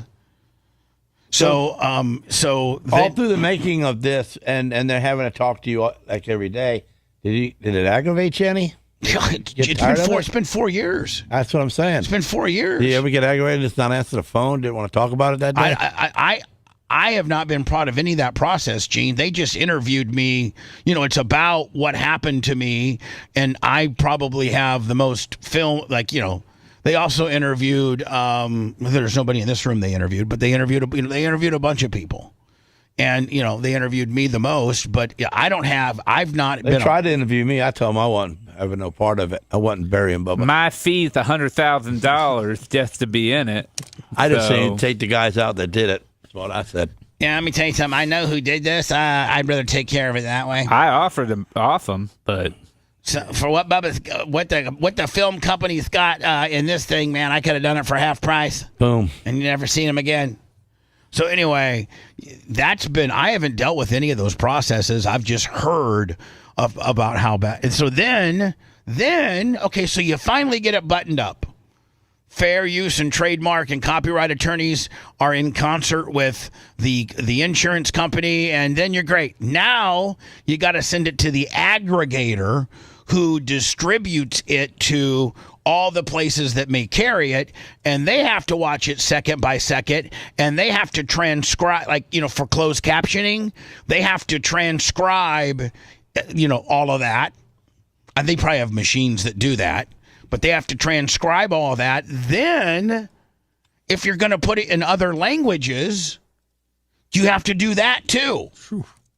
I mean, it is just absolutely. We're keeping it American, though, right? How's this documentary going to do in South Korea, Bubba? I don't know. What are the numbers going to be like there? If I had Kim Jong Un's text email, I'd send it. Actually, the Japanese loved Hogan, so maybe you can. Actually, you're right on that. Con with a Hollywood twist. Hold on. Oh boy. Actually, Brian, I can't believe you said that because we were looking at various numbers and various Facebook numbers and YouTube data and Rumble data and things like that. And Japan's like our fifth or sixth country as far as popularity. So not on this round, but maybe 6 months from now, we're going to translate it to Japanese and release it in Japan. Can I go to Tokyo for the premiere of that? We're not doing a premiere. Oh. Now, is this the story where somebody got bamboozled? For $400,000. A cruel con with a Hollywood twist. A South LA woman is left financially devastated after scammers used sophisticated AI to pose as a soap star and steal her life savings. They were able to use deep fake videos to string her along for more than a year. Sandra Mitchell is live in Hollywood with more on the scam and the damage it has done. Sandra. Yeah, Micah and Cher, more than $80,000 stolen by these con artists. I talked to the victim tonight. That ain't nothing. I had $220 stolen from me. Guy got away scot-free because they said I let him say goodbye. Because you were nice enough to let the guy say goodbye and you didn't fire him immediately showed that it really didn't matter that much to you. She told me she's really embarrassed that she fell for it. Now we're going to show you more of that deep I'm really embarrassed. I fell for it. fake videos so you can see for yourself. Hello, Abigail. I love you so much, darling. With his striking looks and reassuring voice, you might understand how Abigail Ruvalcaba fell for him. I thought it was love. Yeah, I mean, you can Come on. this writes itself. Yeah. This person, and we're going to have a good life together. I hope this puts a smile on your heart. But this video is a But I just need you to send me $40,000 into this PayPal account. I'm on set here, and they don't have any craft services, and I need some money, and I left my wallet at home. Can you DoorDash me something? deep fake created by a scammer stealing the likeness of General Hospital actor Steve Burton. Ruvalcaba, a 66-year-old from South LA, thought she was having an online affair with Burton. This is the part I don't get on this. Why do these people? Isn't this a hootie deal? But why? Yes, How do yes. How do these people think that these stars are falling for them? Like, that's the part I don't get. This guy could have any woman he wants in L.A. and it's this lady. Well, And Brian, she thinks it's like she's we that? used to have a fan that fell for. They're so Carrie but Underwood. hold on, they're so insecure, Brian, and they're so mentally screwed up that they just want any type of flowers. So if anybody starts paying attention to them, Don't we have dudes that think they're dating Carrie Underwood? No, that listen to the like show? you said, Hootie. We have. But I would we put have him in this category. We have a listener who just broke up with his wife and two lovely kids. He also bought the cream machine and reneged on it, and I had to go back and repossess that. And what would I say? What do you call it? He said reneged. Okay. That's not a word? No, it's reneged. Reneged. Okay, you can see where I could make that mistake. Did you not understand it the first time? It's his Indiana accent, Brian. But this is... And so, we have a listener that he swears to God he's talking to Carrie Underwood. And wants to, she needs Apple gift cards and stuff. Yeah, he did not do that. Because her husband won't let her spend her money. Yes, and Gene, he's so talented. He's the one that made the railing over there on the guest area. He does all that type of fabrication. He's a really talented dude, and he thinks that Carrie Underwood's talking to him on Facebook. Wow. Artificial intelligence used to replicate Burton's voice and likeness. To me, it looked real. And even now, I mean, it's kind of, maybe I'm stupid, but even now it seems like it's real. But I'm comparing it to the real actor. Obviously, it's not. But yeah, I would never, I don't know nothing about AI. How can some fat bitch that nobody likes... There's a reason nobody likes her. Somebody likes her. She's got somebody there next to her. But he's Mexican. She's single. So, no, I mean, there's not people beating her door down to go out with her. I think her daughter's next to her. Yeah, so I mean, she's not getting any D. And she's ugly, too. And she's ugly as... And she's going to grow up to be just like her mom. Starting more than a year ago, after meeting on Facebook, Ruvalcaba It's all Facebook, man. started sending the scammer money. boomers hang The out. person promised to pay it back. According to the LAPD report, more than $81,000 in cash. Now, can they find this person? Or if it's such a deep fake scam gimmick, is there a chance it could be like, Brian, one of those Indian cafes? Oh, yeah. This is 90% of these scams come out of 3 Kenya. buildings in India. No, Right. India is the hot spot for it. They're in checks and Zelle money. I was Zelle money dudes. People, Bitcoin. Oh my God, it was everything. It gets worse. A few months ago, after going through her life savings, Ruvalcaba agreed to sell her family's condo and send the proceeds to the scammer. It happened so quickly. Within, I want to say, less than 3 weeks, the sale of the home was done and over with.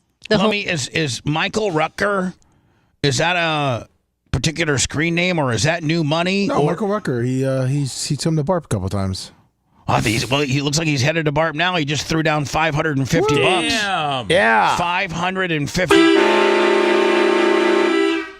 Thank you, Michael Rucker. PayPal, Venmo, Cash App at the Bubba Army. He's probably trying to get his BARP money in, Lummy. Yeah, he's bringing in his brother Darius. Was sold. Good guys. Jesus Christ. They Seth, only want to be with you, Bubba. Come on. Seth, it's just nonstop. Like it's a lot, yeah. It's just... It's a lot. You're getting peppered, Bubba. You're getting peppered. I'm just getting straight Just maintain. Just maintain. Keep your head down. Keep moving. I'm trying my best, Keep my moving. friend. I'm fine. I'm Bob fine. and weave, Bubba.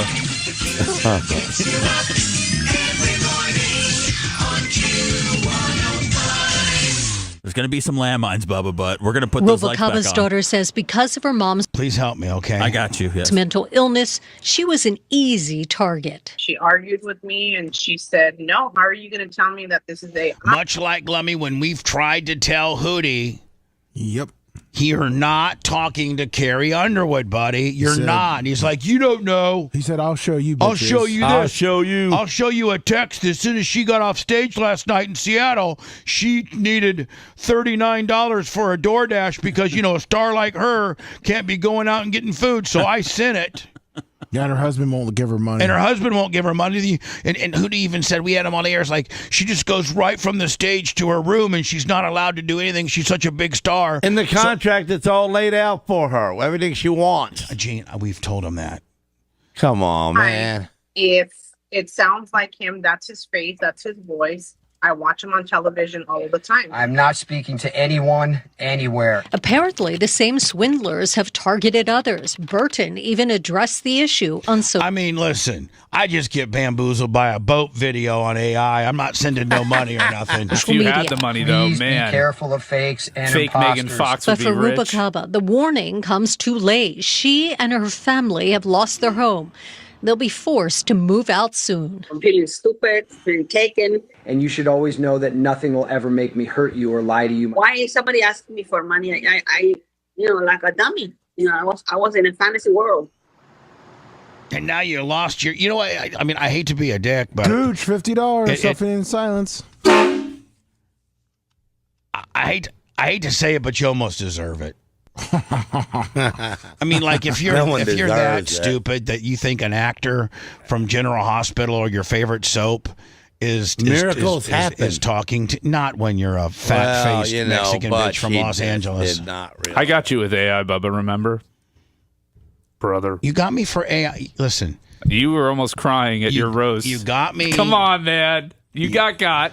You got me for an emotional situation. You didn't get me for a financial situation. I'd be there, brother, but I can't afford to make it. The airfare. Here's the bottom line, brother. Skizzi's got all my niz-honey tiz-eyed up in sizzi and tizology. If you would just send me like a 1,000 biz, I could have been at the Rizzo. So if you're planning another Rizzo before I kick the biz bucket, why don't you send $1,000 to Hogan's His Hangout, and I'll be right there, buddy. While you're at it, donate to that guy's GoFundMe so he can get his boat fixed.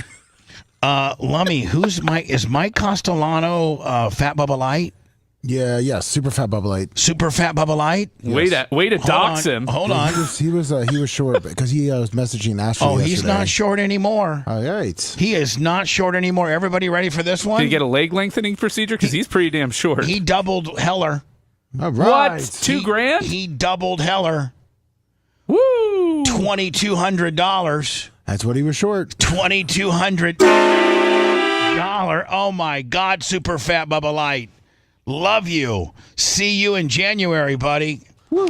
Her daughter Going has to hired Longhorn real this estate. weekend, Going baby. to Longhorn this weekend, buddy. Gonna get mine. That Texas Tunyon's about to be mine. Yeah, load that potato this time. I don't just need extra butter and sour cream.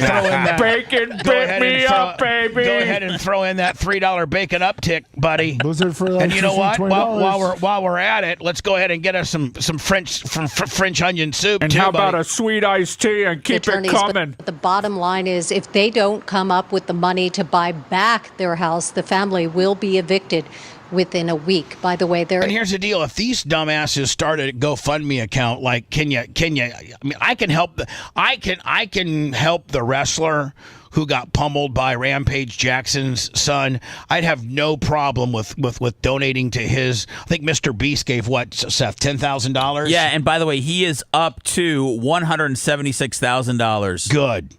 Good, and I very well may. And Psycho Stu's up, and he's up. He's alert and awake, by the way. So that Psycho Stu, all day to his GoFundMe. Did you see this bitch's GoFundMe? Of like, please give our GoFundMe so that we can keep our house and buy our house back from the bank because our stupid ass fat Mexican mom fell for a General Hospital actor. Did you see the most shocking part of that Psycho Stu thing is that they let the opponent pin him at the end.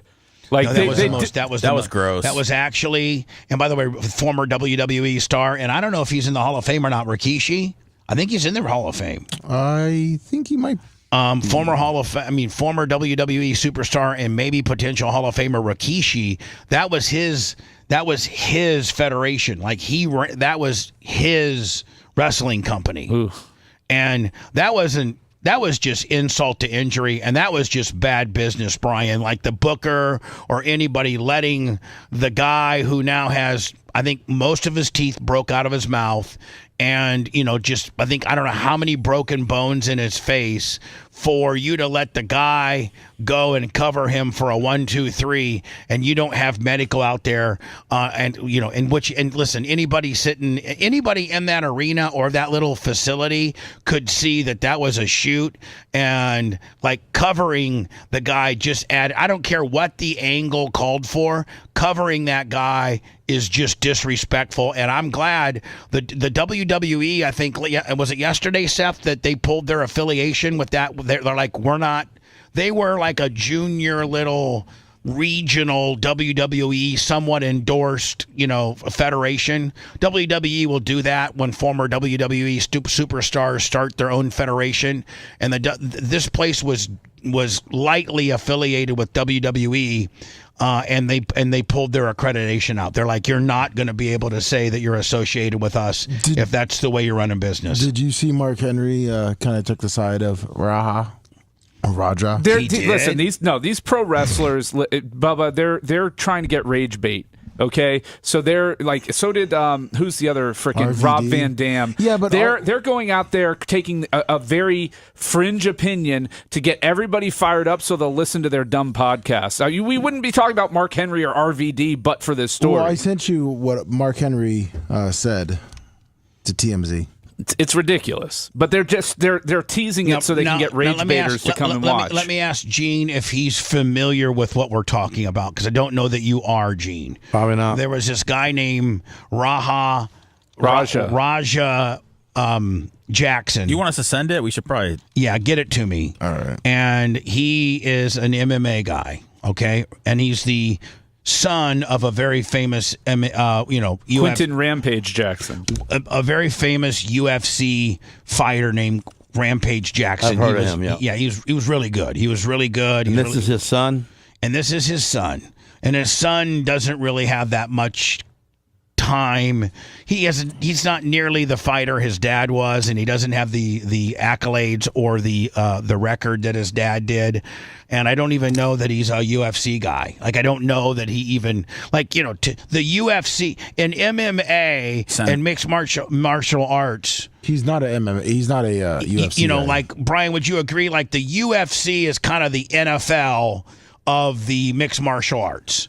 Like, would you not agree? Like, that's, I know that there's other federations, but the UFC is the big, bad, sexy one.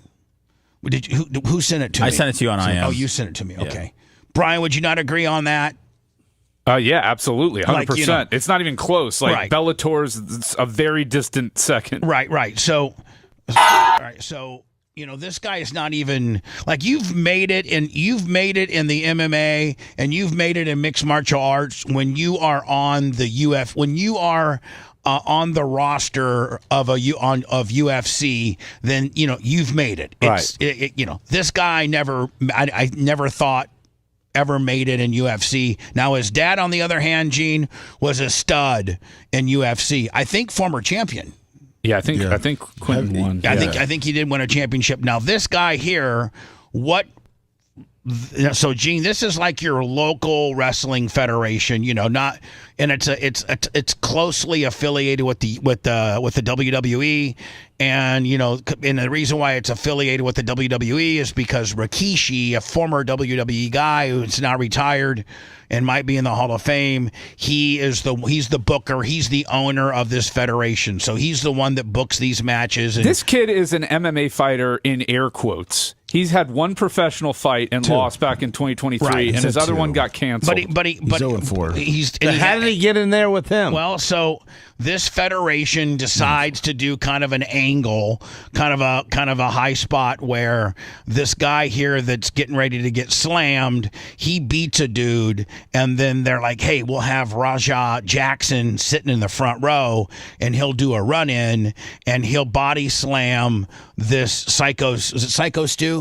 Yes. He'll body slam the guy, and then the loser who got his ass kicked will jump back in and cover him, and then he'll get the win. So it was just like incorporating a guy that's not in the business to do a run in. It was just couple of moves. It's just and all he was to do was to body slam the guy, and then do some punches. He was supposed to punch him one time. Do some punches, and when you start doing those punches as a pro wrestler, you either hit the neck, the middle of the neck, or it's you're grazing them. You're not really laying them in there, And if you are laying them in there, they're not. You're not doing anything. You're working. The problem is this guy's never been trained in pro wrestling, and all he knows is to be a dick, and so. That's really not the problem. The problem is he's a criminal, and he attempted to murder this guy. You're right. You're exactly right. I'm not even going to argue. An MMA guy with no training can go in and do a pro wrestling job, please. So earlier, Gene, when they were all backstage, the guy that's currently getting ready to get slammed, they were talking to this black guy, this Raja Jackson, and he didn't know. The white guy didn't know that Raja Jackson was not a worker, a wrestling, so to speak. So he smashed a beer on the side of Raja Jackson's head. Didn't do any damage, but he protected it with his hand. And he didn't really hit him with the beer. He protected it with his hand, so it looked better than it really was. And then once he determined, oh my God, this guy's not a wrestler, he's an MMA fighter. And he apologized profusely to the guy. He's like, I am so sorry. To the white guy to the black guy. The white guy, they shook hands. The white guy, a trained wrestler, and the black guy, an MMA guy. So. They're on both ends of the spectrum. MMA is real, where you really throw punches and you really try to knock a guy out and you try to kill him. And, pro wrestling is you take care of the guy. You're taking care of the guy while trying to make it look good. So after the white professional wrestler did a fake beer can hit against the black guy's head, the wrestler apologized, Seth, 5-6 times? Just kept saying, I'm so sorry. I'm so sorry. And they shook hands, and everything was going to be okay. And then Raja's Raja's guy kind of explained to everyone that he's not a worker. He doesn't understand the right. So he only understands murder. So before this Raja Jackson, the black guy, does his run-in, he cuts a couple different promos saying, I'm going to kill the guy. I'm going to beat this guy's ass. He's got a receipt coming. There's a bunch of premeditated video and parts of him saying, I'm going to hurt this guy. And that was part of the show. No. Well, the part of the show was the black guy was to do a run-in, body slam the guy and give him a couple fake hits to the side of the face, and that's it. Boom, you're done. And then the guy that this white guy originally beat comes back and covers him for the 1, 2, 3 because the black guy helped him. Well, you can see what happened, and it's so disturbing. It's like Brian said, the African American man Rajah Jackson should be arrested and should be in jail for attempted homicide. First of all, the first thing that goes around, Gene, is I have a little bit of pro wrestling experience, is when you body slam a guy, you don't get on your tiptoes and put all of your weight into it. You're flat-footed, and you try to, as the body's going over your shoulder, you actually try to take his legs and try to help kind of cushion the fall. Right. You don't try to drive him down through the mat, He knocks him out on the time when he hits the mat. He's out cold from the time he hits the mat. Nobody, Gene, if you do a body slam right, nobody gets knocked out. Nobody gets knocked out because you're taking care of the guy. Yeah. You're not pillow laying him down, but you're not driving him through the mat. And doesn't he tuck your head too because you know you're going to come down. So the guy now is out. He's absolutely out.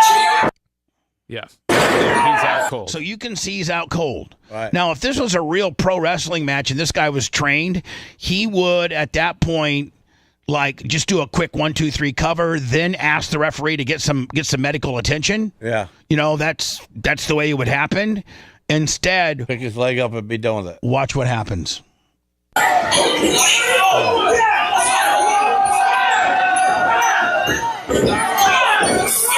That guy's taking a bullet.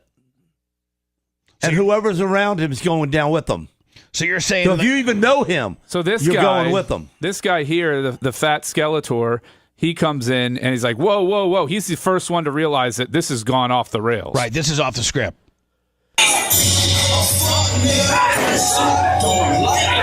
I think, Seth, what did we count? 23, 24, 25 hits. See, I'd have grabbed his face and stuck my hand in his mouth and ripped his cheek sideways. Right there. Ripped his face backwards. Music? No, what's that? Will you mute the sound?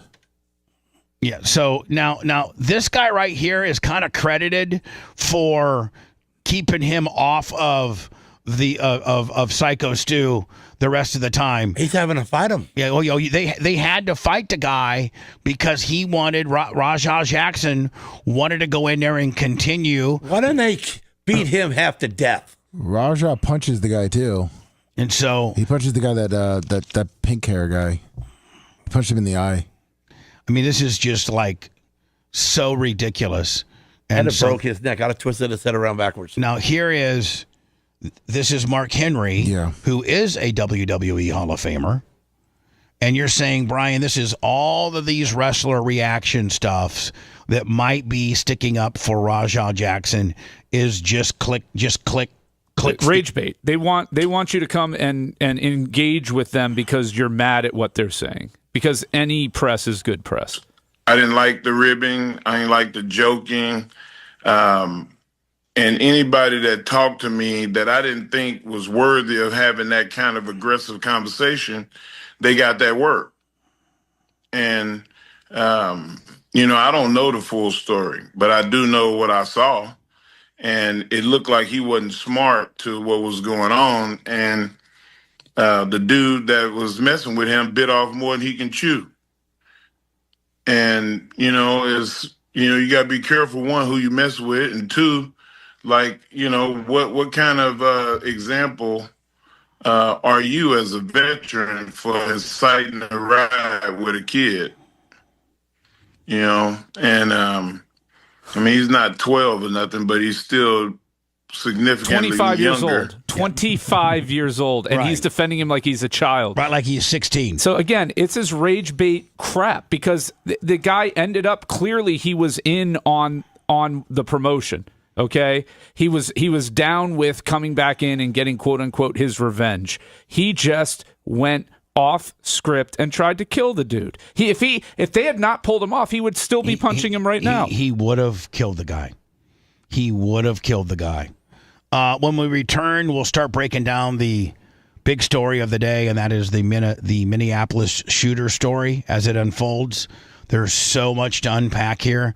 I need to give ourselves some time. What are they saying now that the shooter identified as a girl from the parents were in on the person identifying as a girl? How many are dead? Two dead, 17 injured, I believe. Did you also see where before I play the school shooter deal? Did you see the new way? This is brilliant. I wish I would have thought of this technology. They're going to have armed drones that can.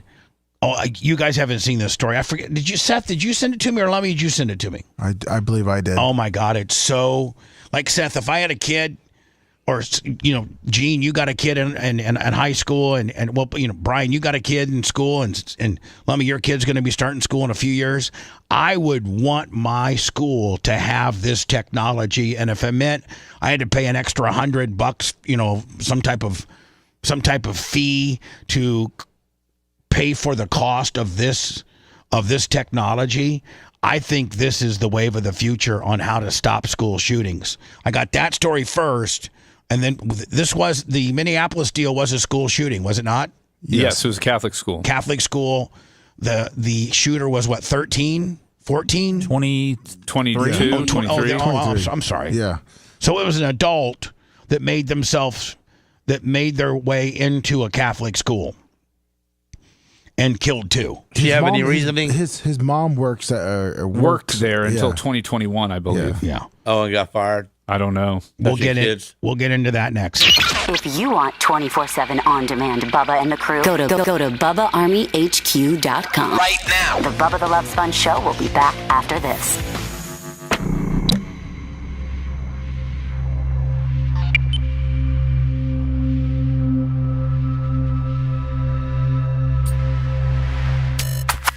This is the best of Bubba. Stuff we randomly picked out to fill your needs while Bubba is out of town. Thanks for your continued support.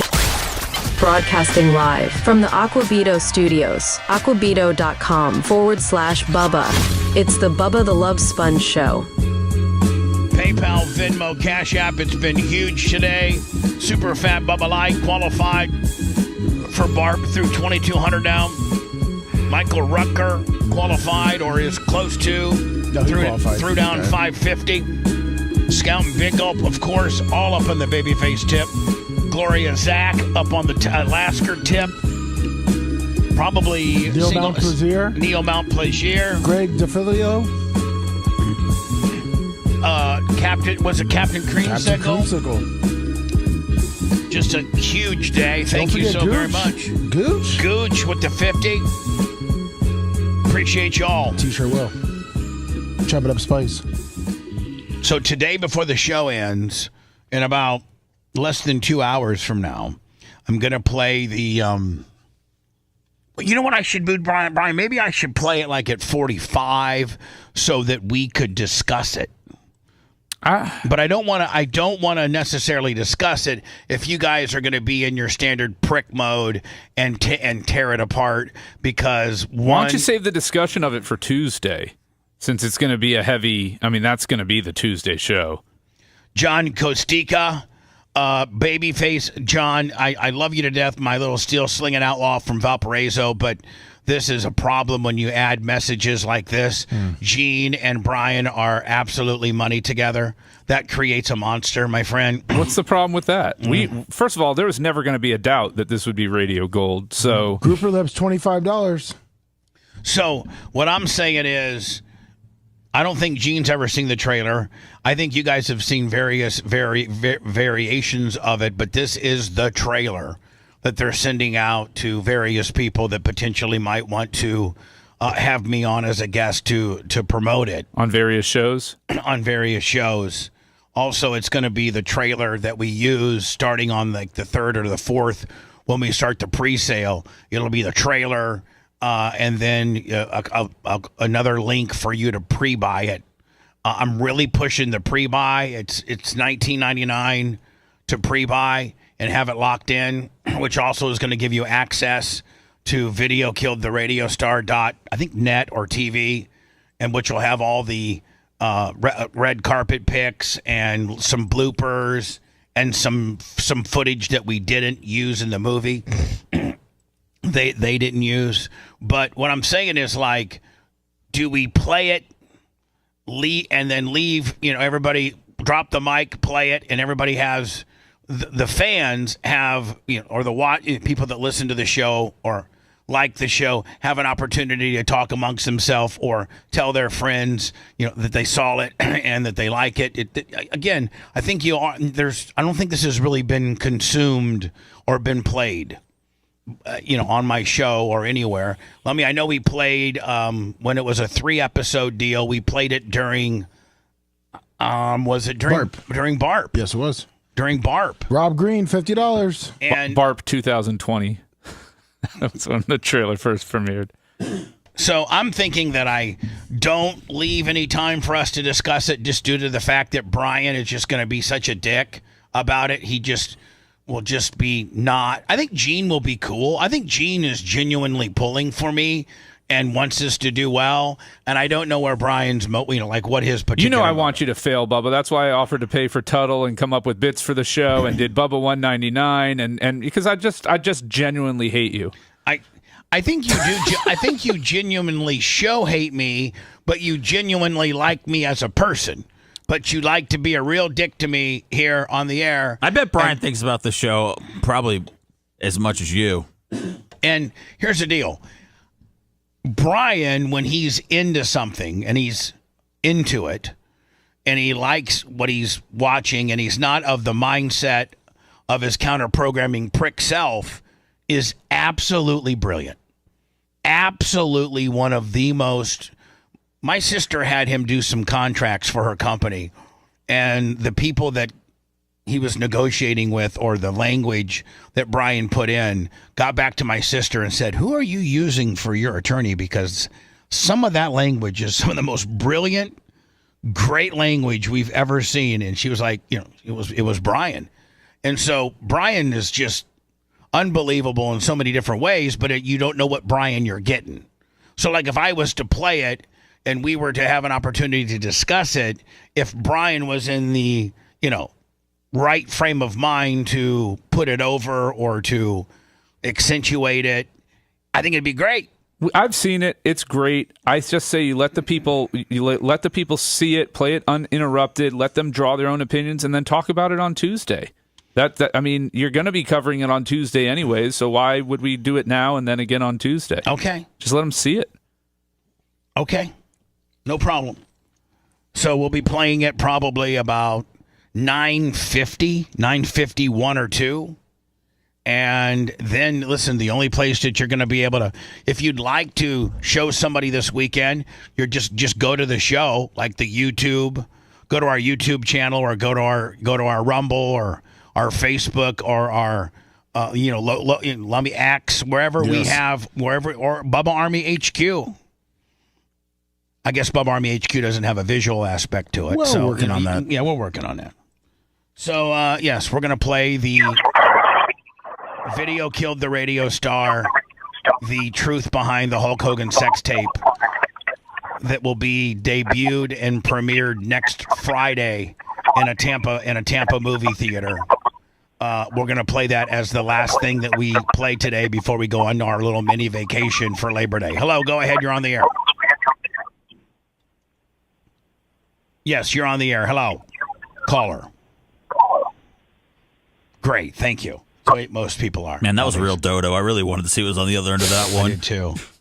So this is, before we get into the Minneapolis shooter, this is absolutely brilliant. And Brian, I don't even know that you can pick this apart. I think you had 3 of those flying out in front of the studio today when I came in. They took aim right at my head. Red dots all over me. Oh, yeah. Thought I was a truck driver about to kill somebody. In schools with 8 in the past. So this is brilliant. And I would feel so much better if they had this technology at my kid's school. Last 3 years, there have been 1,000 gun violence incidents in schools with 800. Look at those stats. Look at those stats. Jeez. I mean, if you look at these are school shootings year to year, and then like from 2021, 2022, 2023, 2024. Just look at what has changed. Brian, can you tell me what's changed?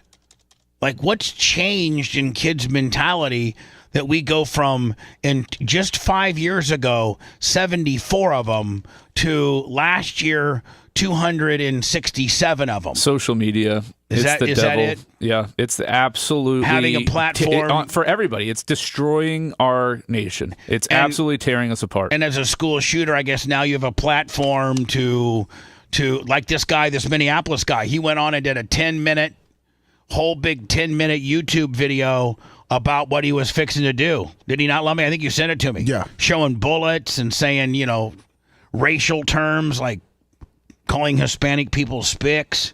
Like, not good. 100 killed or wounded. I mean, let me go back to that and look at when we grew up. I graduated in 1984. There were 44 of them. What year did you graduate, Brian? 2000. 19. Look at that. The greatest generation. That's actually... I'm 02, 19. You're 19. Yeah. Yeah. Look, okay. Seth, what year did you graduate? 2000. 19. Gene, what year did you graduate? 77. 19. 19. Bubba, you're the worst one here. At 44. Yeah, that's not a lot of dead wounded kids. Killed or wounded. Gene, it's not a state deal. It had nothing to do with Indiana. Well, he's right. During a real school shooting, most of the shooting happened. Just watch. This is so brilliant. If they had stock, if I had any money, if I could invest into, I can't. The IRS will take it. But if I could invest into this company, I would.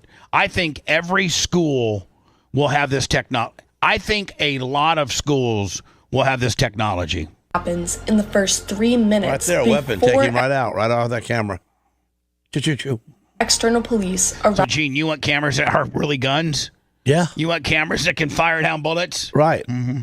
Shooting. Most of the shooting. What happens when the bad guy rips that camera off and tries to use it as a gun? Well, he's already got one with him. Happens in the first 3 minutes before external police arrive at the school. True, but by the way, by the time the cops get there, usually a lot of the damage is done. At Campus Guardian Angel, we provide an on-site managed service for school safety. Man, this is crazy. No, just watch this. This thing will blow. This technology will blow your mind away. Pre-position our drones in schools on charging plates so they're ready to go. It's similar to fire sprinkler systems in schools that put water on a fire immediately. The drones are piloted remotely by Mithral's own team from our ops center in Austin. So they have in Austin, Texas, they have these, they've went out and found the best drone flying op. Like, Brian, how they have like drone Super Bowl where they... Oh, these guys are amazing. Yeah, I mean, they're amazing. Like they can go through warehouse. They can thread a needle. Yes. And they've gone and got all these guys. They got a drone that could literally, if that door was open, could come in, do 2 laps around here, go right by your ear, and go out the back door and not hit nothing at 80 miles an hour. Our team is made up of the best drone racing pilots and former Special Forces operators specialized in hostage rescue. Teachers and school police can request we respond through our app. So school police and teachers, Brian, all have an app. Yeah. That directs that links directly to them or they have a manual alarm. Using a silent panic button or calling 911. As soon as our team is alerted, we can see a virtual copy of the school building on our screens in our ops room. And we can see all the camera feeds from the school. Our goal is to respond in 5 seconds, find and confront the shooter with drones in 15 seconds. And you know what? Listen, I've actually had a guy chase me with a drone, and it's really scary because you got these carbon fiber blades that could cut your face off, And if you had 10 or 15 of these things coming at you, even if you had a shotgun, they have drones they'll show you here that can shoot you. Steven Oleski, $200. That's former Pittsburgh Penguin Stanley Cup champion, Steve Oleski. Right. Brooke Hogan's husband. Needed, degrade or incapacitate the shooter in 60 seconds. We can fly quickly through school corridors and also come through windows as needed to gain access. So listen to this, Brian, they got a battering ram one that can go right through a window. Degrade or incapacitate the shooter in 60 seconds.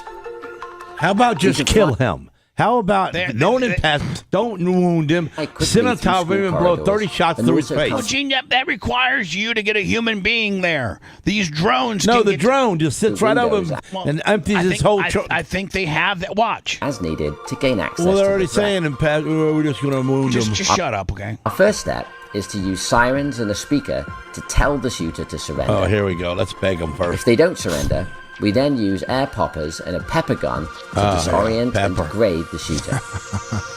If the shooter still doesn't surrender, we can do kinetic energy hits with the drones, which is similar to being hit with a beanbag round. We will typically have between 20 and 60 drones in boxes in each school, so we can keep flying drones at the shooter in waves. Our goal is to buy the minutes needed for law enforcement to arrive on scene and take control. And again, most of the school shootings, the damage, most of the casualties take place within the first 3 minutes. If a teacher hits an app or hits the panic button as soon as it's happening, and they get alerted, they probably 10, 15, 20 seconds, they're already got the drones after you. Of the situation. We can also team with an on-site security guard and with police once they arrive on scene, similar to a police dog. Just like a police dog, all the effects we apply are less lethal. Also, just like a police... Gene, the only thing that Gene differentiates is he doesn't want these drones to be less lethal. He wants them to be full lethal. Right out of the box. Where I can just machine gun. Gene wants a machine gun drone that can just go up and the guy's face gets blowed off. Dog, we're the first into the room. Everybody's happy. This minimizes the risk of children or law enforcement officers getting shot in collateral damage. Drones are really hard to shoot, but if they do get shot or damaged during a shooter response, unlike a police dog, they're just lumps of plastic, so nobody cares. Our vision is to provide an elite on-site response capability for every school in Texas. I guess they're starting in Texas. No, that's where So there will never That's where they're based out of, right? Or be another shooting. Yeah, let's not forget about that one. What was it? Like 77 minutes that they all stayed in this little cubby hole while kids were getting blown away, and teachers were actually calling their husbands, who were police officers, saying, "I'm in room, whatever the hell," and their commanding officer would not let them go down the hallway and engage. Like Uvalde or Sandy Hook. You know, and meanwhile, I know police officers that are on school SWAT teams, and the common denominator is to engage. And you're on that SWAT team knowing that you might take lead. But you go to the firing. You go to where the guy's laying lead. You don't stay locked up in a little cubby hole for 77 minutes. You go and engage.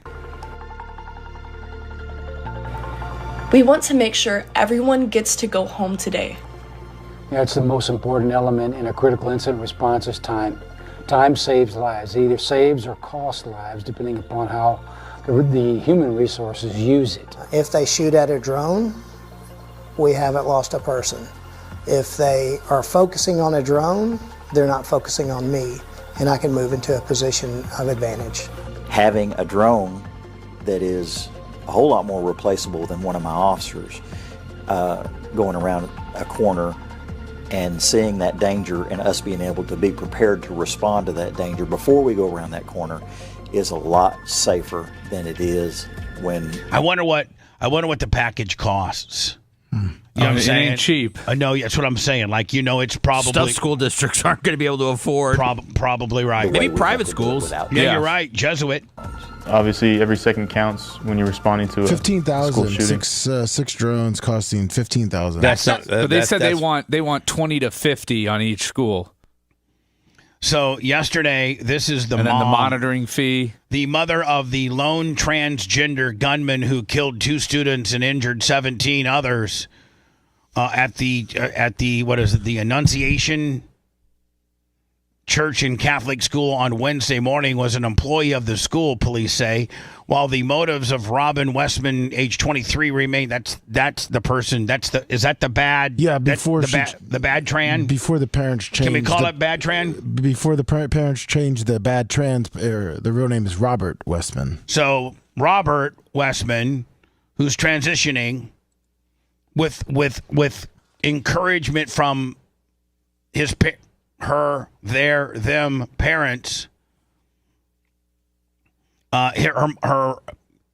Its mom was it was described as Mary Grace Westman, who spent 5 years working as a secretary at the Minneapolis-based school until she retired in 2021, according to Facebook and a blog from the church's website. She provided such a wonderful hospitality, friendship, and compassion to all that gathered for their her 5 blah, blah, blah. So this is the weird. He looks like the guy. Remember when That's a man. The mask? That's a man. Yeah, the mask. It looks like the mask with Cher, does it not? Yeah. Mask, not the mask. That was with Jim Carrey. If he was green, then that would be that. But mask. Here is the ABC story. Disturbing new details about the shooter. What the suspect appears to have posted online, video that was set to be released, actually timed to show up after the horror unfolded at that church. Here's our Chief Justice correspondent, Pierre Thomas. Tonight, investigators searching multiple residents linked to 23. Did you like the drone deal? Yeah, I mean, anything that will actually keep kids safer. I like it, and that's not going to result in additional loss of life. There is no chance that innocents die because of those drones. No. So I love it. Teachers, administrators, police officers, more importantly, kids don't get killed from those. Nope. A teacher being armed, extra school resource officers.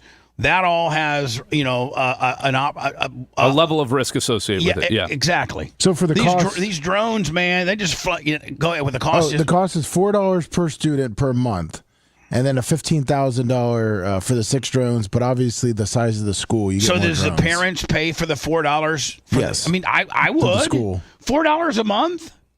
If not, just have a bake sale, baby. That's or a car wash, right, Seth? Of course. Or a card sale.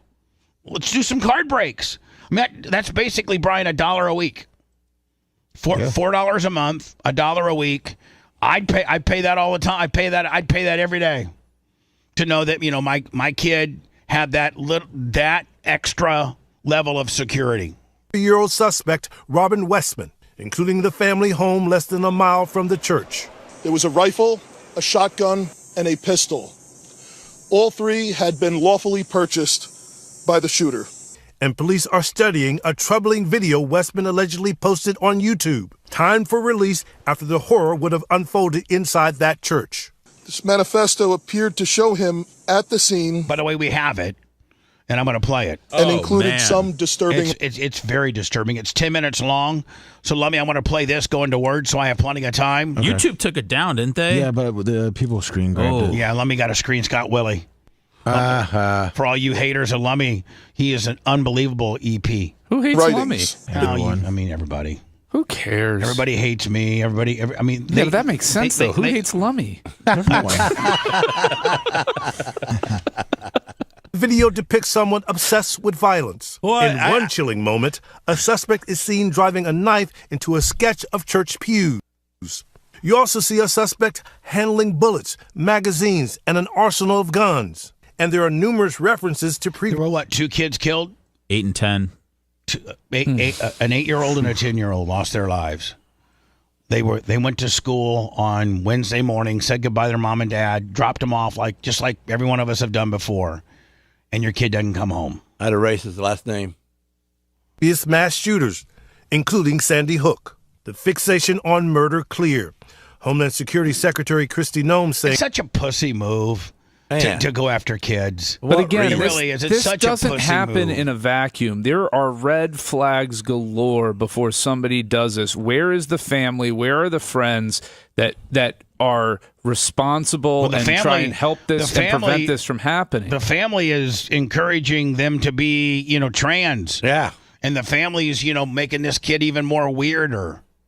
That's the whole family's against the God. words "kill." The whole family's against God. Say it, Gene. Mm-hmm. Donald Trump were found written on a. Hold on, let me get to the Trump deal again. I maybe talked over it. Secretary Kristi Noem saying the words "kill Donald Trump" were found written on a rifle magazine. Tonight, the community in shock. I'm sorry, I'm shaking. I can't stop. And considering like the shooters a half a block from where we all live. That neighbor now trying to make sense of what the killer's family might be thinking. Did they take him out? He killed himself. Tonight. Yeah, the pussies always do that. I can't imagine not only living with what their son has done, but also that their son is deceased. I'm sure they're questioning as parents what happened here. Oh, they need to die for him. What? They need to die for him. If we can't put him through court and kill him, then we just take out mom or dad. You think they should go to jail, Gene? Gene wants to kill the parents. Yeah, Yeah, I think they should take a life sentence. Gene wants to kill him because you know what? Yeah, court, the guy got raised by them, so they put the stupidity in him.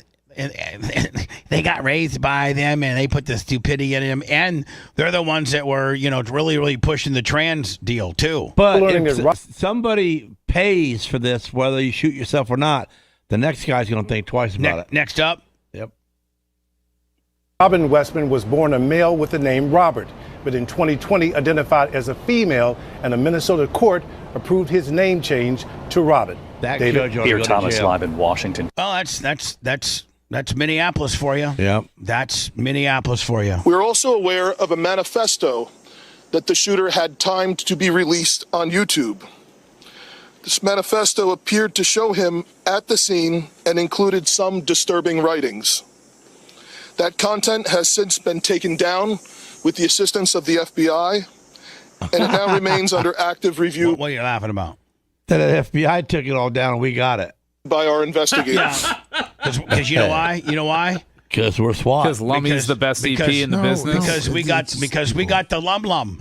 We got the lum. Say it, Gene. You're blaming it on him. He's bowing down. He got his head in his glass. He knows he's going to jail. He's got 4 the computers. feds are coming to get you today. Who? Lummy. For what? Getting this video. For getting this video and stealing. He did. He was doing. Gene, quit trying to make. But the FBI is taking it down. It doesn't matter. That means you cannot use it. Lum did his job, dug it out, and we need to see it. It's very newsworthy, and it's. Can he hide at your house this weekend, Gene? Yeah, you can. Want to listen to the show on demand and on the go? Enlist today at BubbaArmyHQ.com. Sign up and start listening. The Bubba the Love Sponge Show will be back after this.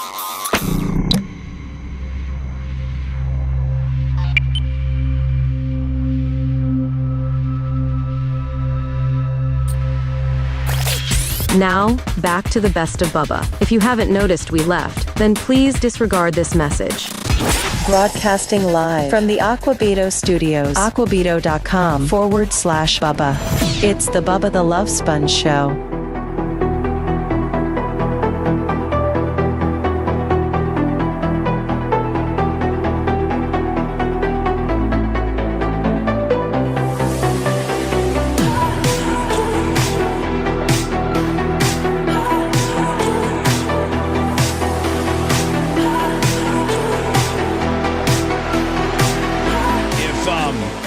Listening to the show, and you're not watching the show, and you have the ability. Well, if you got your phone with you, certainly have the ability. Go to our YouTube channel, because anytime very rarely do we tip over $2,000. That's right. And we're the Gene Brian redneck cynical combination is taking us to all new levels. I think we're at like 1,926. That are watching us live as we speak. We got, 10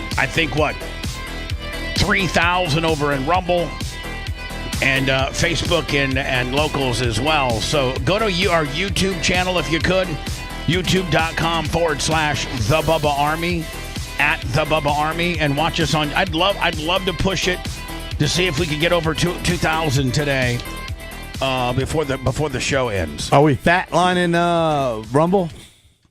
What do you mean? Fatlining.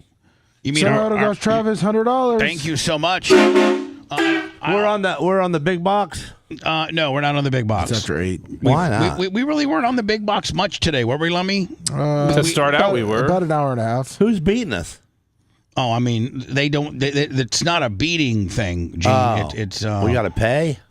No, Gene, you don't understand any of this. So just I'm trying to because you're always crying about it. So maybe I can learn what you're crying about. Let me fish on the J100, PayPal, Venmo, Cash App, The Bubba Army. Hi, you're on the air. Go ahead. Hey, Bubba, how's it going? Good. And by the way, today, the last thing that we'll play for the show is the 2-minute and 47-second video killed the radio star, the real story behind the Hulk Hogan sex tape, which debuts as a movie premiere, a VIP invitation-only movie premiere next Friday the 5th at a Tampa theater that will be, given the information will be given for all those that are invited. Brooke Hogan scheduled to be there. We're hearing rumors that maybe Ric Flair might be there. Rumors that you started. No, rumors. Crack yourself up. Maybe President Trump will be there. I don't know. Lummy, why not on the big box? Lummy, why not on the big box? What the? Find out. Why not? Should be me. You just got an hour and a half left, Bubba. Yes, sir. Hello. Hey, how's it going, Bubba? I'm glad you found it funny, Brian. Appreciate it. It's been 4 years of my life. It's the most important thing I got going on. I'm glad it's a goddamn joke to you. No, the rumors thing was a joke, not the documentary. No, the rumors were given to me by good sources that said they're going to bring Rick there. So whatever. I'm just teasing. Go. That's all you do is just screw around and just shove it right up my ass. Hello, sir. Go ahead. Hey, man, how are you doing today? Good. So I missed a little bit. I'll be better in an hour and a half when I'm away from all these assholes. What are you doing with your vacation, Bubba? I'm not talking to you the rest of the day. Well, that's gonna make for I was great invited radio over, show. but I'm probably not invited no more because of this guy next to me. You're watching the silent treatment with Bubba Cliff. Go ahead, sir. I'm sorry. Go ahead. I'm so sorry. Go ahead.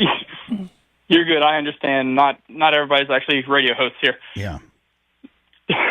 So I missed a little bit on the drone topic. The only question that I have with the drones in schools is typically when there's a lockdown, teachers close and lock the doors.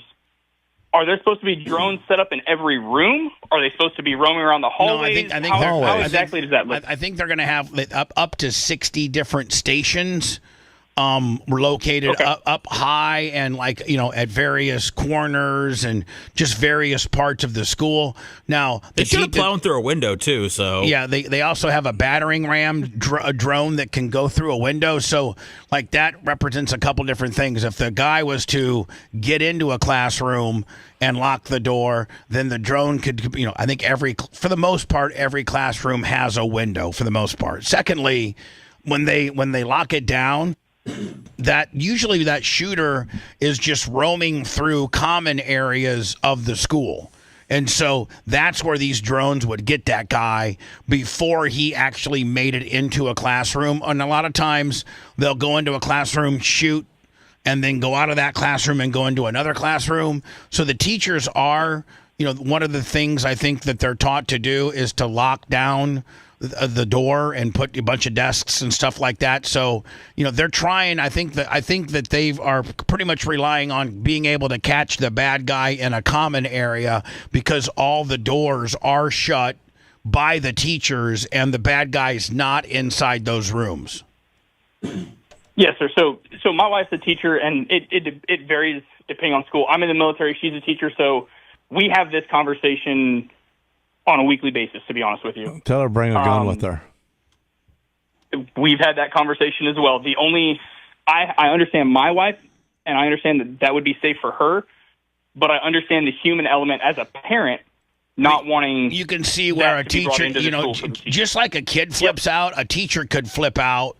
And if you allow armed teachers, now I'm all for the armament of teachers if they pass a psychological test and a gun handy, but I can see where. How many teachers went crazy and shot the kids? I'm just saying. Any? I can see ever where, before? I can see where because they don't have a firearm. I can see where there is another side argument to that. So arming the teachers is a 50-50 argument at best. Some people believe in it. Some people don't believe in it. So I don't want to get into that argument. But I think this drone deal would be these drones can attack. They have different levels of attack on how they can pepper spray you, hit you with a shotgun beanbag. And I've actually been at the racetrack when One-Eyed Billy had his drone and he had it chasing me one time. I was on the grader and he had it like literally flying right by the grader and then would fly it into the grader. And I'd be like there was a wasp after me, Well, tell me something. Can it be hacked and somebody takes over and lets all the drones kill the babies? No. You mean like a bad guy hack into the system? Yeah. No, I think that there's no way that could happen. There'll be a lot of encryption with that because even with police radios, there's a lot of encryption. So do you? Let me ask you a question. With your background, and you're the perfect person to ask, but with your wife being a teacher, you being military, what is your opinion of this drone technology? I personally like it. So I like it. It's a statistics game at the end of the day. If they're in the common area, the drone is a perfect idea. But my concern is, for example, the Uvalde shooting in Texas where the police officer stayed back. That was a very, very controversial one. The police are in the wrong 100%. The dilemma is also in the training. When there are no active gunshots going off, they treat it as a barricaded suspect, meaning that he's just sitting in a room. He's no longer killing anyone. He's no longer firing. So they now have to go into negotiation. So that was the issue with that situation. Going back to that, I think we could also possibly look into teachers having less lethal pepper spray. I like that. I do like that. I like having less lethal opportunities. But and again, I understand the same concept as well. But a teacher can go crazy and get that and do whatever the case may be. But that gives you a layer of protection inside that classroom. If that gunman gets into the classroom and doesn't immediately, because realistically, they'll go after the teacher first, right? That's the protector. But if for whatever reason they don't, or they just wound that teacher, they still have an option or the ability to protect the kids to some degree. I had a guy, he's a police officer. He's also on the specific school SWAT team as well. And he just texted this to me. All of us are trained to hunt and kill the shooter, regardless of being on a SWAT team or not. The cops at Uvalde were complete cowards. The drone thing is cool and would be an asset for sure. The cost would be probably the preventative reason why schools won't go for it. Cities are cheap, and they say they care about safety, but most won't spend any type of money on something like this, even if it would be beneficial. There is definitely, this is a person who studies this sort of thing, is on a SWAT team. His quote, there is definitely a connection with recent school shootings and trans kids. Yes. And so, I think there's a direct correlation, to the tripling or quadrupling of these incidents happening since this trans craze, if you will. I think there's in my opinion, think there's a direct correlation. How many have there been? A good amount. 5, 6 trans shooters? I don't know. I don't have any idea. How many just I cis don't know heterosexual white males? And my window connection just said here in Florida that drone's not going through a hurricane-proof window. You're right. That was my thought too. I don't know how they think they're going to batter ram through those. No. And the schools are pretty. They're pretty secure. Well, they make them secure because those are a lot of times the storm shelters that the community goes to. So they certainly do put better windows in schools than they do, your average, especially in Florida, manufactured home. So yeah, I don't know, man. I like the less lethal teacher deal. I'm for arming the teachers, but I can see where that's a really, really polarizing situation. Now we have teachers with guns, and that could go awry as well.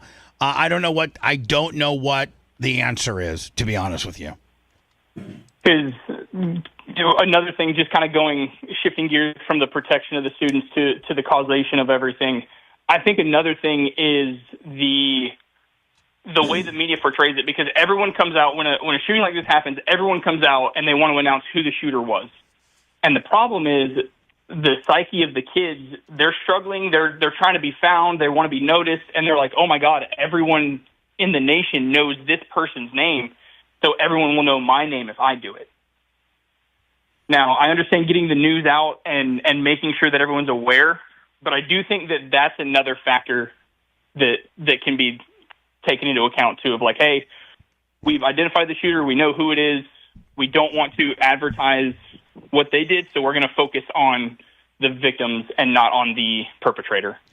Listen, I got to move on, my friend. Great information. Thank you. I appreciate your call. Thank you for watching us. What's the name of the guy who shot Donald Trump? Greg D. Filippo, $20. Wasn't Greg D. Filippo. I'm sorry, Greg. By the way, let me 1861, so close to 2,000 watching us on YouTube. Go over to YouTube if you can. Give us a watch. I like to hit, just not because we're getting anything in particular. I just like to see us hit 2,000. Thomas Matthew Crooks was the Trump shooter. I was just saying, nobody remembers these names of these kids that do the school shootings at all. The Columbine kids got Dylan Klebold and... hello, you're on the air. The other one. Another one. My guy said this guy knew his manifesto would be withheld by authorities like they did the Nashville shooter because that one was trans also. That's why he outbound his YouTube. They tried to cover that up by withholding the manifesto and the fact that the shooter targeted Christian kids. Well, this is, this all comes down to mental health. And yes, trans individuals are far more likely to have mental health issues than... Do you have to see a psychiatrist or a therapist while you're transitioning? I don't know all the rules. I honestly feel don't. like you should have to. But you should be monitored, and maybe if you're biologically and chemically unstable and hormonally unstable, you shouldn't be able to purchase guns. There's a lot going on here, but the mental health aspect of it cannot be ignored. Even if you gender dysphoria. We as a society, we've made such a huge error in cutting back on mental health, prevention and identifying problematic kids early on. I don't know that we have that like we used to. And so, or maybe the teachers are just made to listen, it's none of your business, keep out of it. Mental health used to be a teacher, like for instance, your teacher, Seth, your mom, who's a teacher. I think there was a time and day where if she had a kid that was acting a little bit weird or, maybe a little bit, she could go to the office and, identify that kid, and maybe the office resource officer or school nurse or principal talks to that kid. I don't know that they can do that anymore. I don't know that you can single out a kid. Most of these people are just walking on campuses and shooting. I don't even know if they're kids from the school or kids in the class. Yeah, you're probably right. And I agree with Brian. There's red flags. You don't just wake up one morning and go shoot up a church or a school. No, most of these are not shocking. That's the Thomas Crooks one is probably the most, and then maybe like the Las Vegas shooter. But for the most part, these are very clear that these problems exist and they're going to be coming. 1,961, Lummy, only 39 away from hitting $2,000 on YouTube. At one point we were at 1,977. But fifth grader describes deadly Minnesota shooting, school shooting. Go to our YouTube channel, youtube.com / The Bubba Army to watch us on YouTube. And this kid's friend saved him? Yes. What happened with him? Yeah, I think he's going to be okay. And then my friend, he was laying on top of me. Now, why would they? Because privacy. The kid's name. But he's a hero. I mean, but the kid. He's also 10. Yeah, I know, but he's a hero. I mean, the kid. Why would you? I would want my kid. Why are they not giving me? Little Bubba's mad about this. Why are I'm not getting any credit? I saved 4 of my classmates, and none of the local news is giving me any credit. Only national coverage. I'm not even on a big box right now. Please. I think he's going to be okay. And then my friend... I'm just going to ignore him. I mean, it's easier. He was, like, laying on top of me, like, making sure I was safe, and he got hit. Oh, he got hit, and that too. Kid, and that kid got hit. That hero. Oh, that man. little kid got hit. Damn it. Oh, that was really brave of him. And you have a nick on your neck? Yeah, that was... I don't even know what it's from. Kind of looks like debris or something. But that came from during this. Yeah. Now, think about this. This poor little guy right here. Think about, I mean, like, he's always going... By the way, we're over 2,000, Lummy, and thank you so very much to everybody. But, like, think about the trauma this kid went through that 99% of fifth graders will never have to deal with. And, I mean, I don't know. This kid seems like he's coping pretty well, and he's pretty much a stud. Because he plays Fortnite. Okay, because this kid plays Fortnite. There you go. Gene's got it all handled. Yeah, something. That came from during this. Yeah. How are you feeling? You seem pretty put together here, but it's got to be tough. Yeah, I'm just, like, confused. What happened with him? I mean, that kid, that poor little kid. Yeah, but the media doesn't seem to care. They're throwing the camera right in his face and giving him a microphone so that this will be preserved online forever for him to remember for the rest of his life. My friend, ran, kind of, someone helped him, like, run out. He saw him. He was wearing all black, and he had a ski mask on. I was down, so I didn't really look up.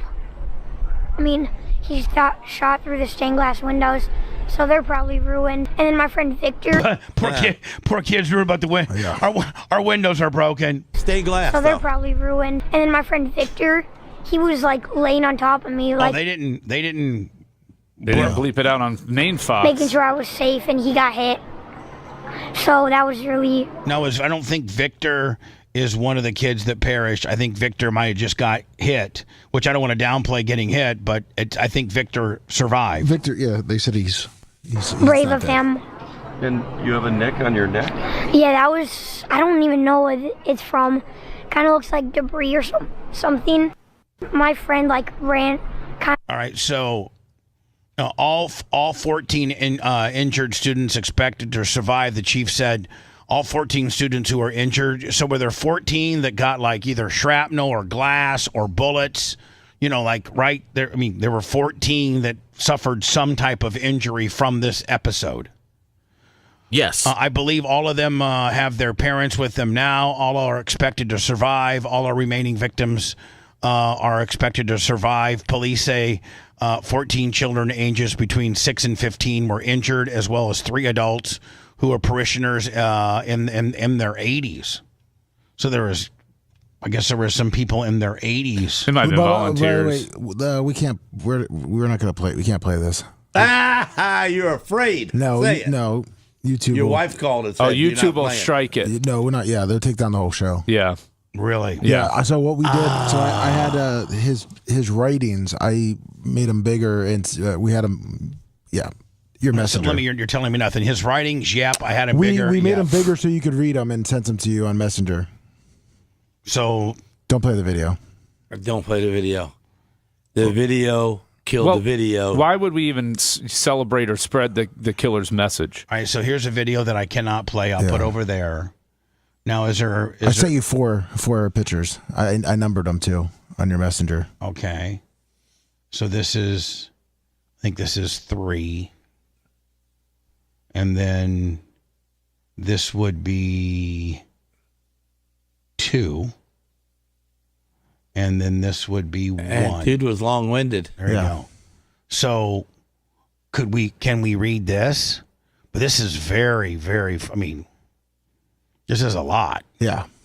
1, 2, 3. No, probably like that. Probably 1, 2, 3, 4. Yeah. Do we read them? No, I don't think we give the killer the having his message spread. Right. But I mean, people might want to. Nobody wants. Then to they can go seek it themselves online. Yeah. Yeah. Lummy, you know what? Get your own Lummy. Put these up on our Facebook. Put them up on our Facebook. X and everywhere. X, Insta.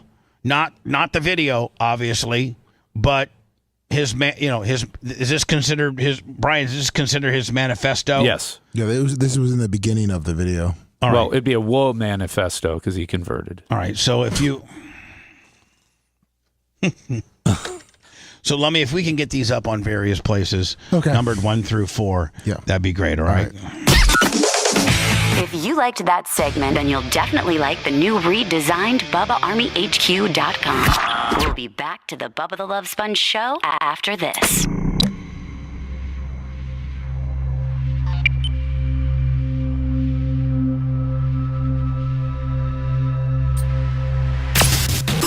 This is Dr. Dan Diaco Esquire, and you're listening to the Best of Bubba, so enjoy it. Broadcasting live from the Aquabedo studios. Aquabedo.com/Bubba. It's the Bubba the Love Sponge show.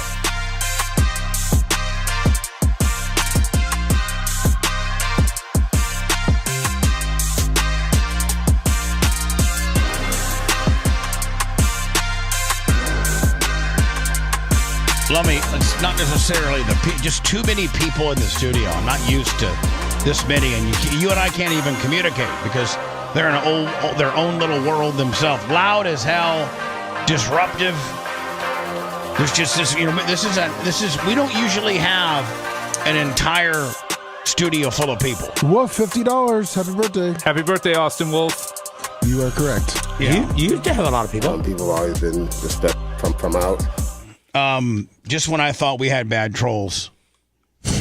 I'll take all trolls any day over this. I think this is the general manager for the Miami Dolphins. Yeah. And, general managers of professional or any teams in general, they're the ones that make for the most part. Most teams are set up where the pecking order is the general manager controls the talent that plays. The coach is told to coach, and sometimes we'll have major or minor inputs as to the personnel, but for the most part, personnel decisions, whether it's the NBA, Major League Baseball, or football, basketball, are done by the general manager. Now, you obviously have incidences like Jerry Jones, who dabbles in it. And a lot of people are saying that, one of the reasons why the Cowboys will maybe never win another Super Bowl is until Jerry Jones relinquishes his ownership or his power. Decision making. Yeah, because Jerry Jones pretty much run. I don't even know that they don't. His son does a lot, but I think Jerry Jones is the named general manager of the Cowboys. I don't know if he has the official title. I know Steven might be the assistant GM or something like that. The general manager is Jerry Jones, who also serves as the team's owner and president. Right. He's held it since 1989. And they've not won a Super Bowl since. Well, no, they haven't won a Super Bowl since what's he the crying salary cap and free agency. Yeah, 94. So here's the deal. Most successful teams are set up where the general manager makes the personnel decisions. Some of the more tenured coach like Andy Reid and some of these, Pete Carroll, some of these big Bill Belichick when he was at the Patriots. I think Bill Belichick might have been the GM. I think. He was, absolutely. Yeah. So it can work if you got somebody who's not a total maniacal. It's not as prevalent as it used to be. It used to be Bill Parcells and Mike Holmgren and all of these guys, Bill Walsh. A lot of these are, it was way more prevalent about 10 or 15 years ago where your head coach could be your general manager. They've since got away from that, and now they've, the closest that you can get is when you're an Andy Reid or somebody like that. You have major influence and say so on your personnel. But at the end of the day, your general manager is the guy that, that puts the team on the field. And usually they tell them the coach what you got, coach what I give you. And so this is the general manager for the Miami Dolphins. And I don't know that they've made any really outlandish personnel decisions. Has he? What decisions has he made that caused him a bunch of crap? Well, they haven't won anything. Yeah. Well, the Tyreek Hill deal was a good deal, wasn't it? They haven't won anything with him. having kind of a true backup for Tua. So, this guy, would you say by general manager standards, has failed, succeeded, or it's a push? I think it's still a push on the Dolphins. Brian, you're a sports guy. I mean, is this guy? They've failed. Their window of competition is closing or has closed. What they give up for? I mean, a lot of that is related to their quarterback just getting knocked the F out. Yeah. I mean, you can't. You can be the best GM in the world. Your starter gets knocked out. You're not winning football games. You're right. Period. You can be the best. I mean, if Andy Reid, who I think right now came from the Mike Holmgren tree. Is probably one of the most tenured and successful NFL coaches right now. And if he would lose Mahomes in the second game of the year, 6-11 with an Achilles tear, like an Aaron Rodgers season-ending deal or a Deshaun Watson, you're right. He's probably a sub 500 team. They just signed Carson Wentz. Don't say that about them if Mahomes goes down. How dare you? But I'm just saying, like, it's a very finite. And you're only an injury, a major injury away. Your strong side offensive tackle goes down for the year. Your running back, how good would the Eagles be if Shaquan Barkley went down for the year? Or AJ Brown? Again, so a lot of times it's not their fault. I mean, you can survive losing a wide receiver. You cannot survive in the modern NFL losing a top 15 quarterback. Not at all. You can't.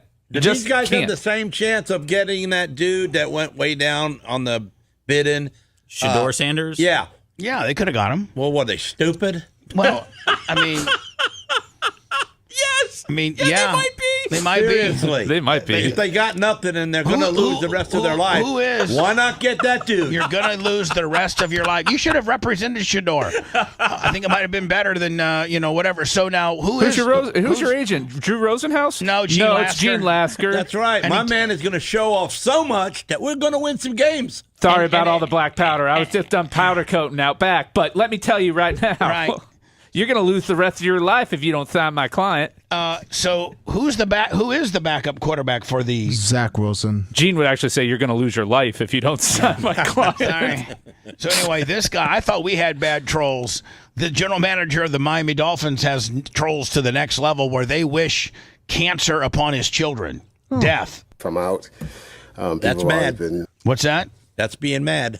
Respectful and nice, and they just say, hey, keep going, appreciate you. And so it's been, the guys to my face have been nice. I know there's people that are upset, but that's... Oh yeah, most people to your face are nice. It's the keyboard tough guys that are not. That's any job, and if I was comfortable and saying I felt great about what things are, then I'm an asshole because I'm not being realistic about where we are as a team and where things are going. So after last season, I'm frustrated like they are that we didn't win enough games last year. So then lower the beer, guys. I'm frustrated we're not winning enough games. I'm an asshole. Understand it. Like I said, I don't take things personally, but did we hit over 2,000 for a minute? Now we're back down to 946. We hit 2,001 for like a couple seconds. Really? Yeah. Wow. And generally, our YouTube numbers, youtube.com/The Bubba Army. You can watch us. Very positive and stuff to me, but I know there's guys. I mean, I've gotten some colorful emails. How does this idiot even got a job as a football player, owner, / boss? The mild little meek ass voice that he's got. I'm not listening to him. He's a GM. He's an idiot. But he's in office. He's a pencil pusher, Gene. Yeah. Oh, okay, because he can't tell guys what to do. You got to get in their faces. And you got to really whack them out. upside their head, right? Well, like the Green Bay Packer dude, or the one that was mean to everybody. Vince Lombardi? Yeah, Vince Lombardi grabbed you by the face mask and jerked your neck around. Can't do that anymore. Too bad. No, too bad. Gene, you would last exactly 30 minutes as a coach. But I won that game. No, you're not even getting on. You're not even coaching a game. You're getting thrown out the first practice. I'm just telling you. You can't grab a face mask. These are $1 million thoroughbred athletes. You have to baby them. They even have rules now that they can only pad up and hit each other like 13 times the entire season. Then why do you guys still like this baloney? I mean, we love the same the reason NFL. you still watch NASCAR, even though it's watered down. No, I don't. I just watch open wheel racing on Flow. Oh, you still watch racing though? But my kids die of cancer. But it's not watered down. It ain't at all. Can't water down sprint cars. With, Water down the track. It'd be like Bubba. Completely just irrelevant to what we're speaking about in their own little world, back and forth, just sucking each other's D's. From a couple people, including hoping my kids die of cancer, which is a fun one. I was like, there you go. So that's why I don't take things very personal or real, because other people have other issues and stuff. Those are the people that burn their jerseys after players leave, man. Those are can't. Those are unhinged. I really like this. I really like this a lot because this is kind of like an NIL deal without being any money with regards to because student athletes, they need to eat. When you're in any of us that went to college, probably all of us except for Gene, one of the things of living on campus or living by yourself is, always, you're eating either ramen noodle, either the cafeteria food, or late that night, maybe you're ordering a pizza or ramen noodles, but usually you're always scrounging around for some type of food if you're living in the dorms or even off campus. And if you're a student athlete, and you're not you're the Arch Manning guy that's getting $7.5 million on the NIL deal. Instead, you're the long snapper who gets nothing. That's right. This is a cool thing. Chipotle Grill is giving every scholarship and walk-on student athlete at Florida, Georgia, and Ohio State a customized card granting them free Chipotle for the duration of their respectful athletic seasons. No extra charge on the bugs. What's that, Gene? You're eating, and that's really not what no extra charge on the bugs. Did you see where Chipotle was one of the number one restaurants with the bugs? Gene, I read it the other day. Gene, it's a fact. Do you know they were not on the big box? Yeah, I know. No, I didn't. That's not my fault. Do you know, Gene? I want to be on the big box. Let me get me on the big box. I'd like to have a co-host that's not feeding his face.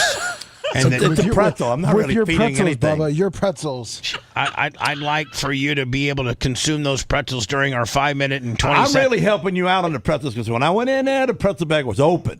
So I took out the top layer, which is probably junk now because it was open, and put them, and I wrapped it up real good for you, so the rest of them are going to be great. Yeah, so could you eat that when we're not on the air? Could you? Not much time then because you're yelling at me at that moment.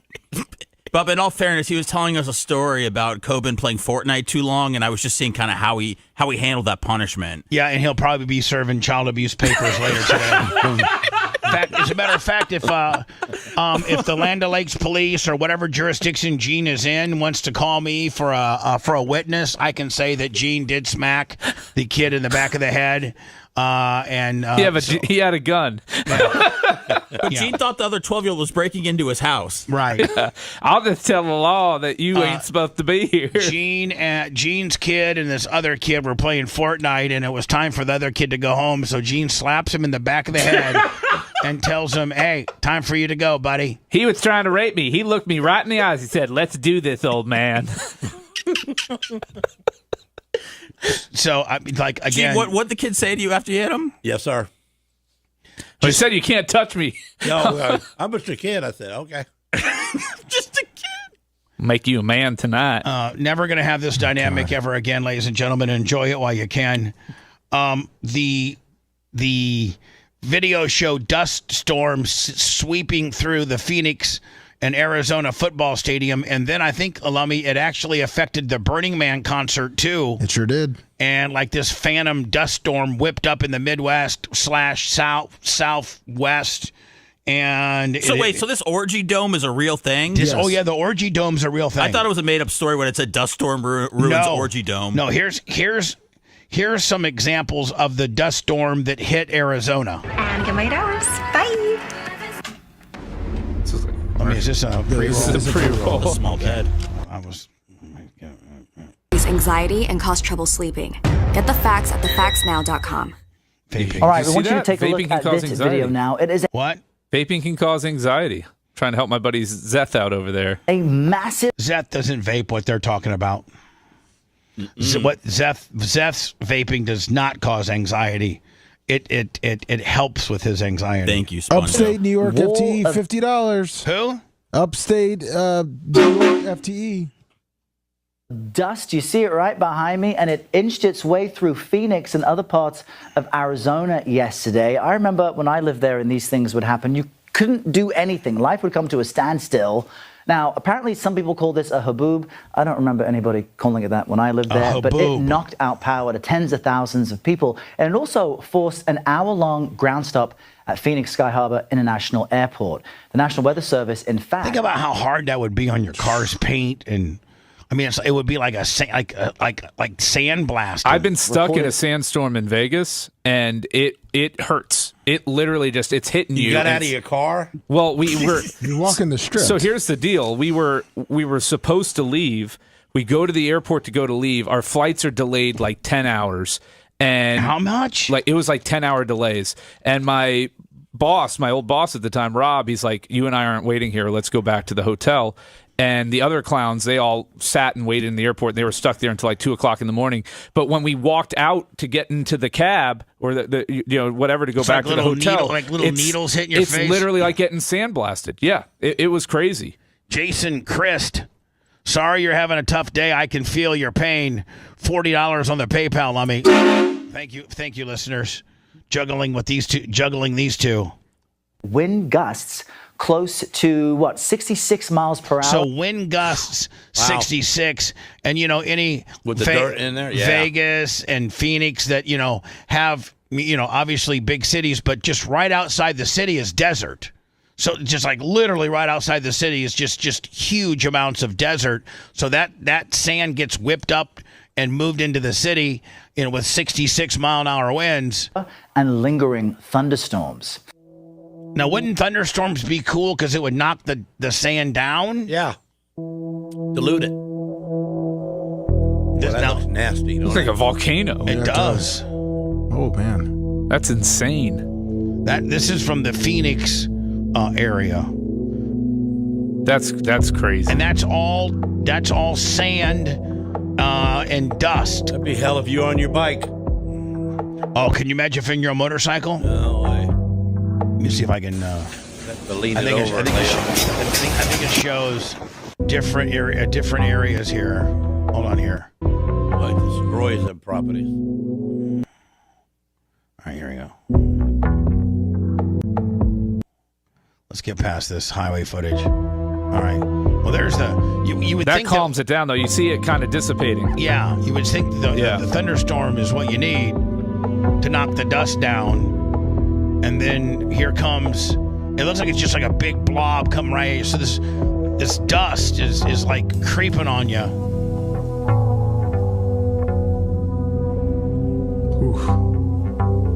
He's going to pick that trampoline up and throw it. It's tied to the fence, though. Oh, look at it. Oh, yeah, look at it. You're right, though. Uh-huh. Look at it. That's Burning Man. Oh, is this the Burning Man? Yeah, so the Burning Man Music Festival is going on right now, and this is excerpts from the Burning Man. And the Burning Man is just a bunch of hippies and cool people, and they all have it's all tent based. There are some RVs and things like that, but Volkswagen vans. Yeah, exactly. But it's very much tent based.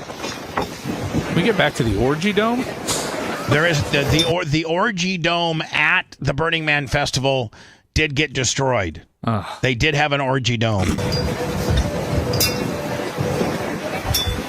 Before or after the orgy?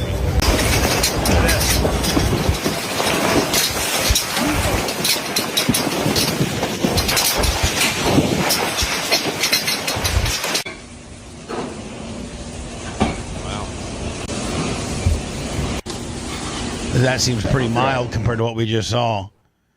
Here we go.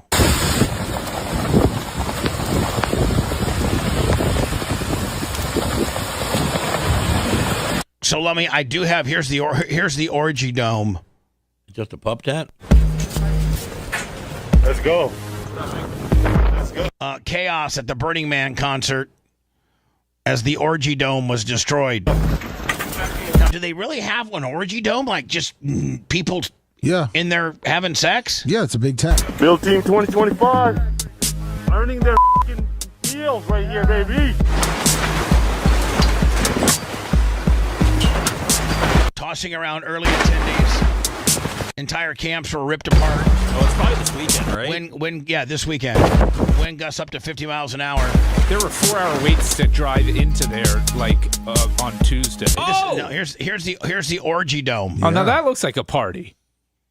And there were 4-hour waits just to get in to the facility. Orgy dome looks pretty cool. Yeah. No wait time. Organizers had billed the dome as a sexual positive community on a mission to educate the world about consent and importance of its practice beyond intimate space. What does that mean? Nothing. It just means an excuse to just have sex with a bunch of horny bastards. Just blast. Let's have some whores. It's not doing anything. Nobody's learning a lesson. Oh, I learned about consent. The orgy dome. But instead of finding a space for couples and moresomes to play and numerous beds that were set up under the tent,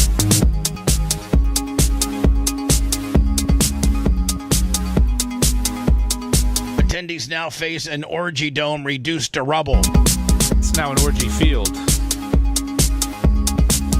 The group posted an update on Facebook noting our built team worked so hard this past week to erect our lovely space.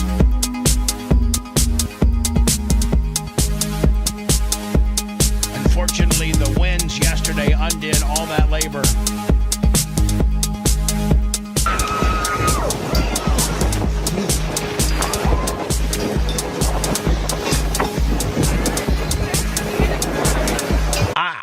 I don't think I'd ever want to go to Burning Man.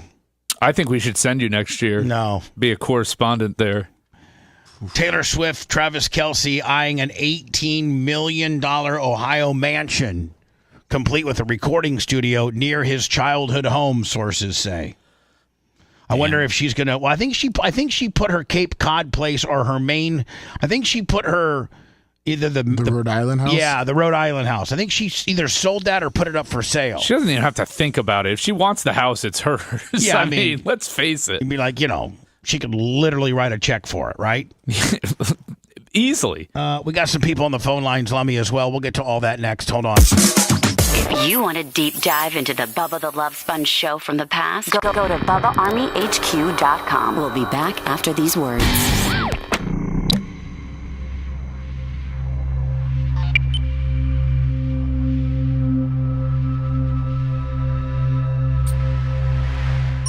The best of the Bubba the Love Sponge show. Feel free to call and complain, you counter-programmer. 813-90-BUBBA. Someone will be right with you. Broadcasting live from the Aquabito Studios. Aquabito.com/Bubba. It's the Bubba the Love Sponge show.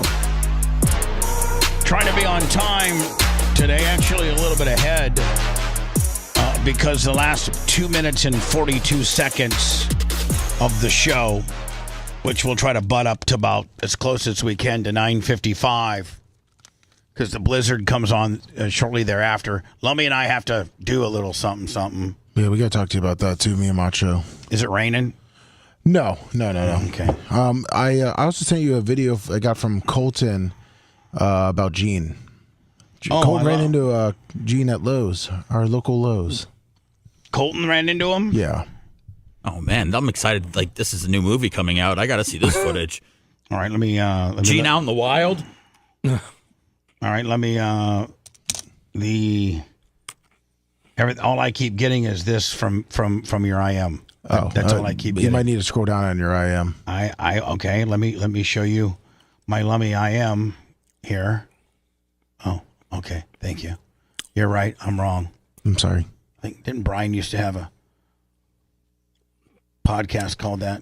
You're right, I'm wrong. The Triple B's, something like that. So this now is this on is this on our YouTube channel? Currently, yes. In the back end. Now is this Colton? Yes. Hey, Bubba Army. I am at Lowe's, and while here, look at Lasker how he parks. Yep. I see a dually that's parked, taking up 2 spots. That's how in the front. That's how he talks. That's how he rolls. You might want to leave that guy alone. And I wouldn't mess Bubba with Army, him. Who do you think this would be? This dually at Lowe's. 2 spots. Picking up 2 spots. Gene, do you not care about the next person trying to pull in? Lowe's has 480 spots. Gene If took we the have, front. they were all taken, I would care. But they're not all taken. I passed 4 to get to that one. You're in the front. Picking up 2 spots. I passed 4 to get to this one. And then you take 2. You know, I mean, anything short. Listen, if the dually stays straight, it's poked out.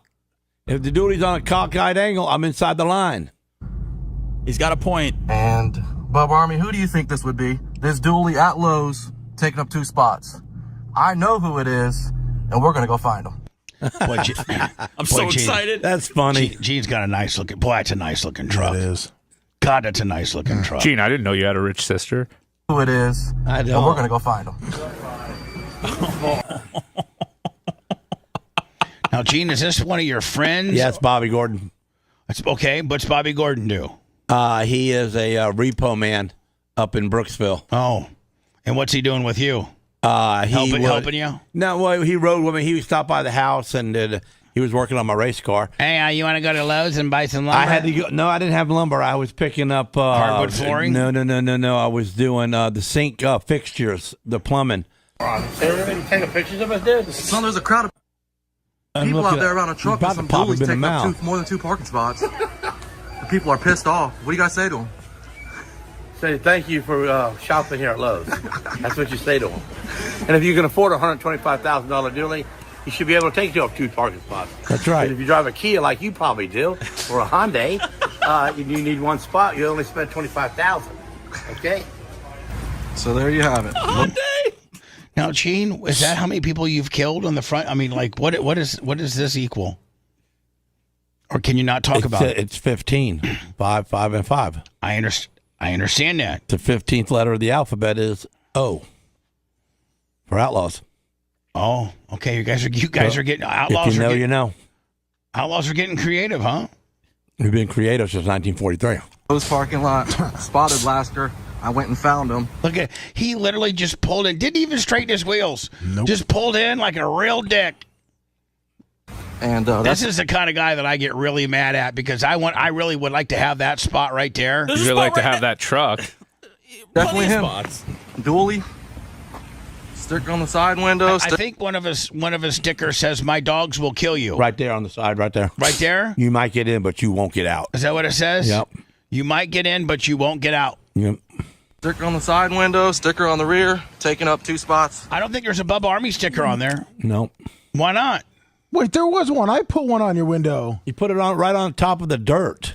Sticker on the side window, sticker on the rear, taking up. Why don't you Seth put one on I'm too.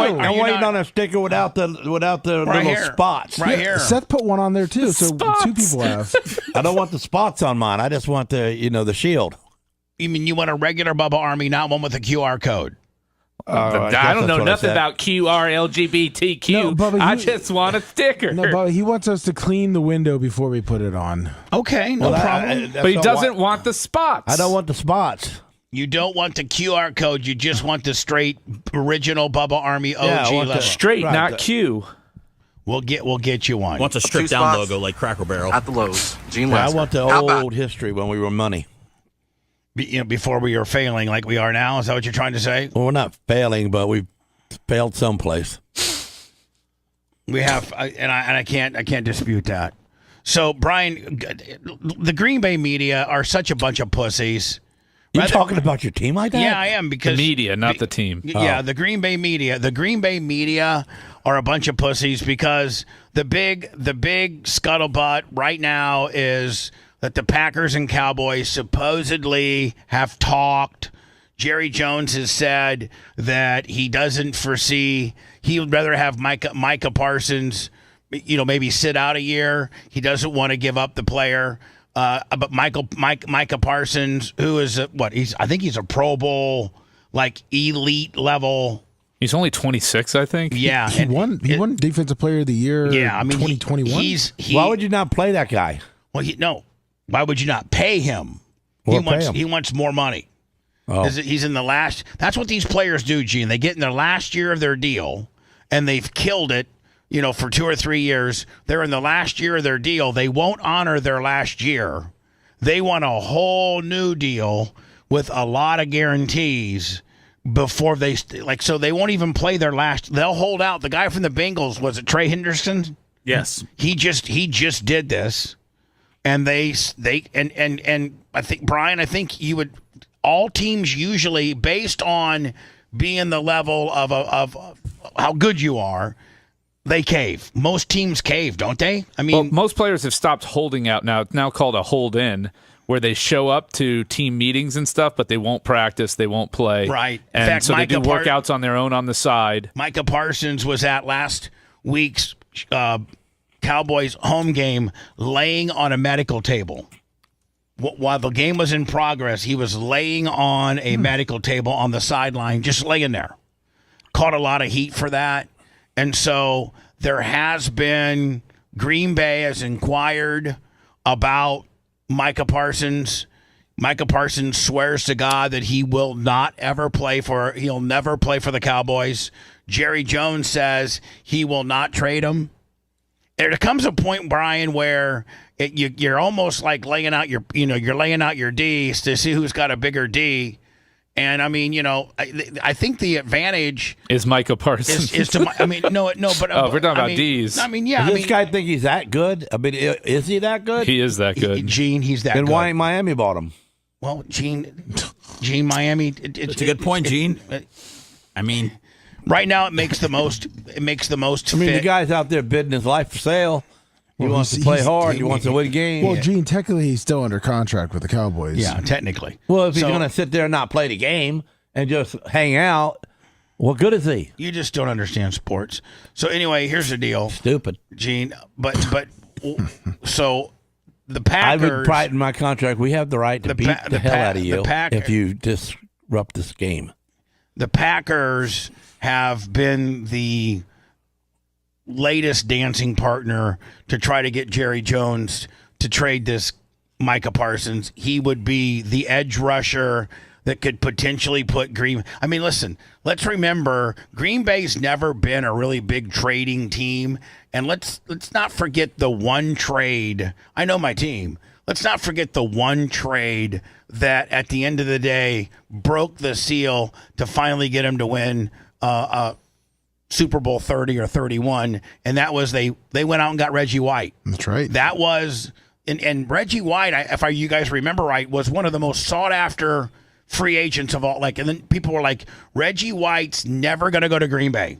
Green Bay's too small. It doesn't. And at that time, and it's still. And one of the raps on Green Bay is African American players don't have a lot of things to do. There's not a lot of African American based activities. There's not a lot of African American based food choices.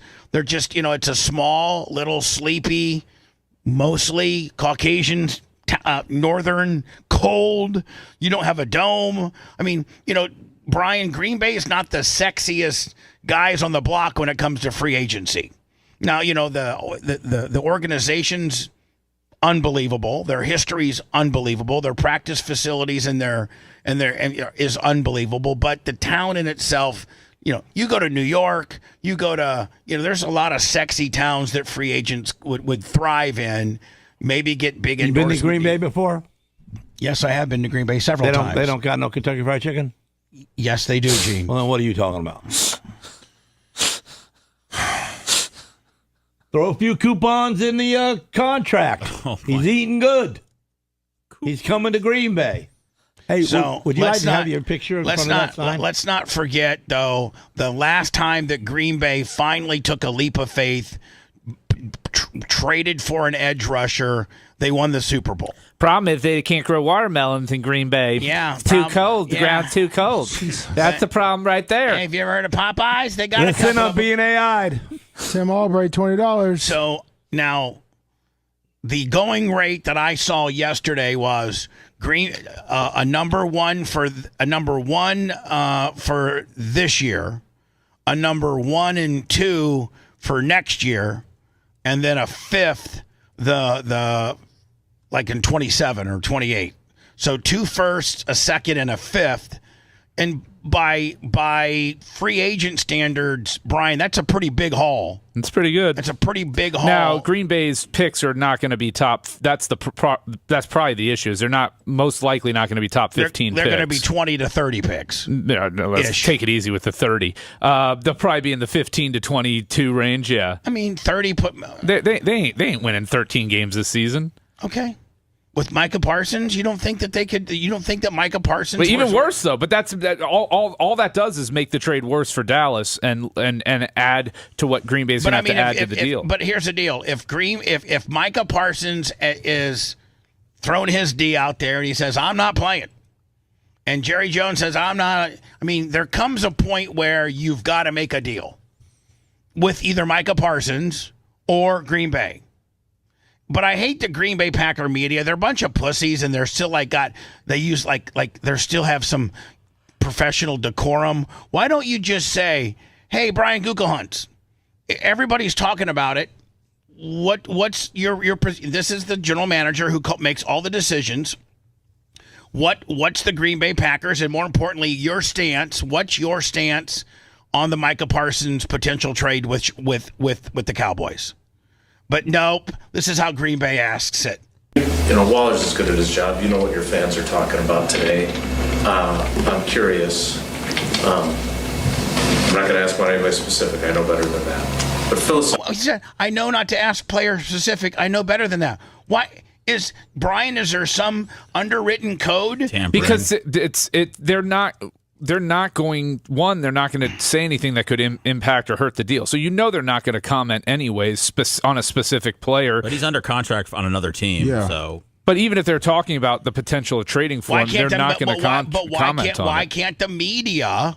I'm not saying because you're not going to get an answer on that. So he's asking it. He's trying to get creative and couch it in a way that allows him to wiggle around and try to kind of sort of answer. Okay, it. so what I'm saying is, why don't you just say Micah Parsons? Because you're going to get. I'm not going to comment on that. All right. Pre the post conference, there was rules said that they would not address it straight on. All right. So Brian, if he was to get any type of data, you'd have to couch it this way. Yeah. So that what I thought was stupid is actually quite brilliant. Yep. Which is how I interpret most things.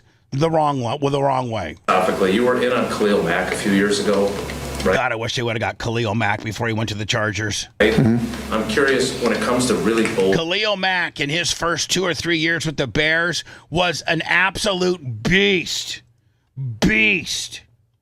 52 have nightmares of him smashing Rodgers right down to 0. Now, granted, it's the only person they had on the team that was worth anything. Strokes.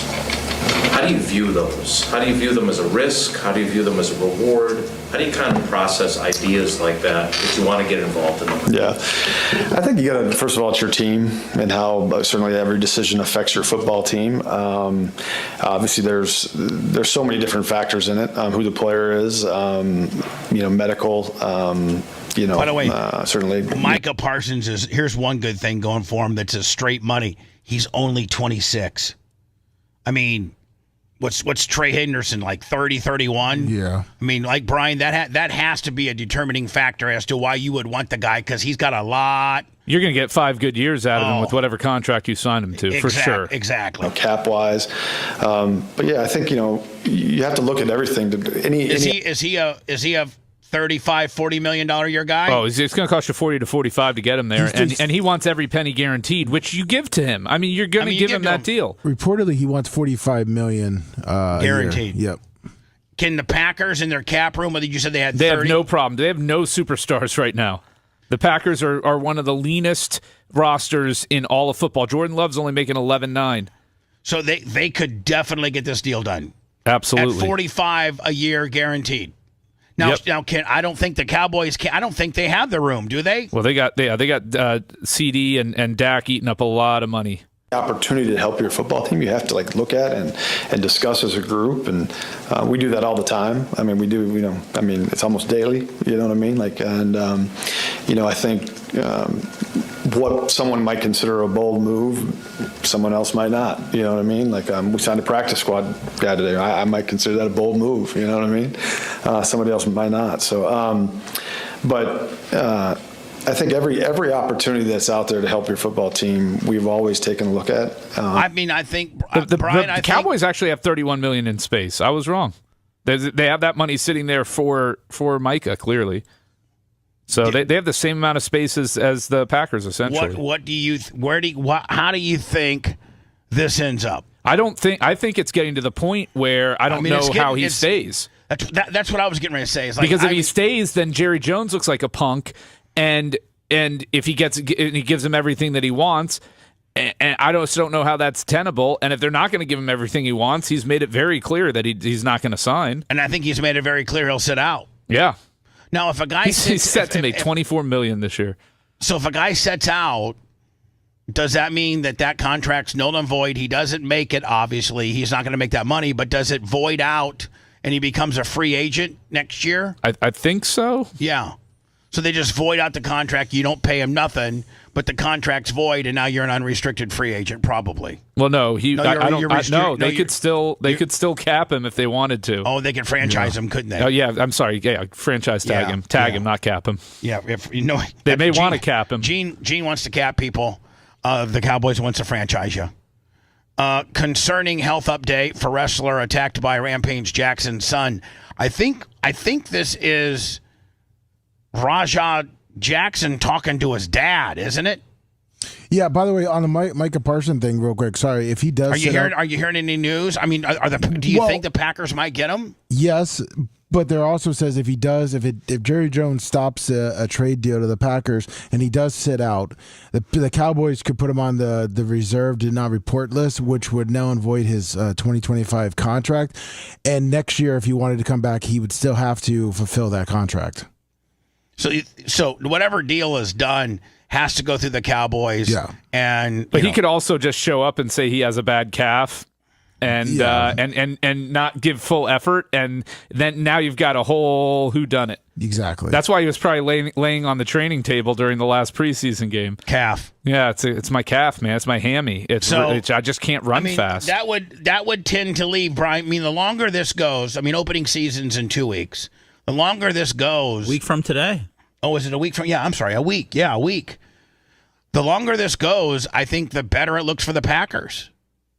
And does that put the Packers defense at a whole nother level with him? Oh, yeah. Whoever he goes to is going to get the best young player. The Packers defense is okay. Nah, they got a good safety. They're okay. Their linebackers are suspect. Rashawn Gary never really worked out. Luke Van Ness, both first rounders. But I don't know if he alone is enough to make them an elite defense. Reggie White did. Is he as domineering as Reggie White?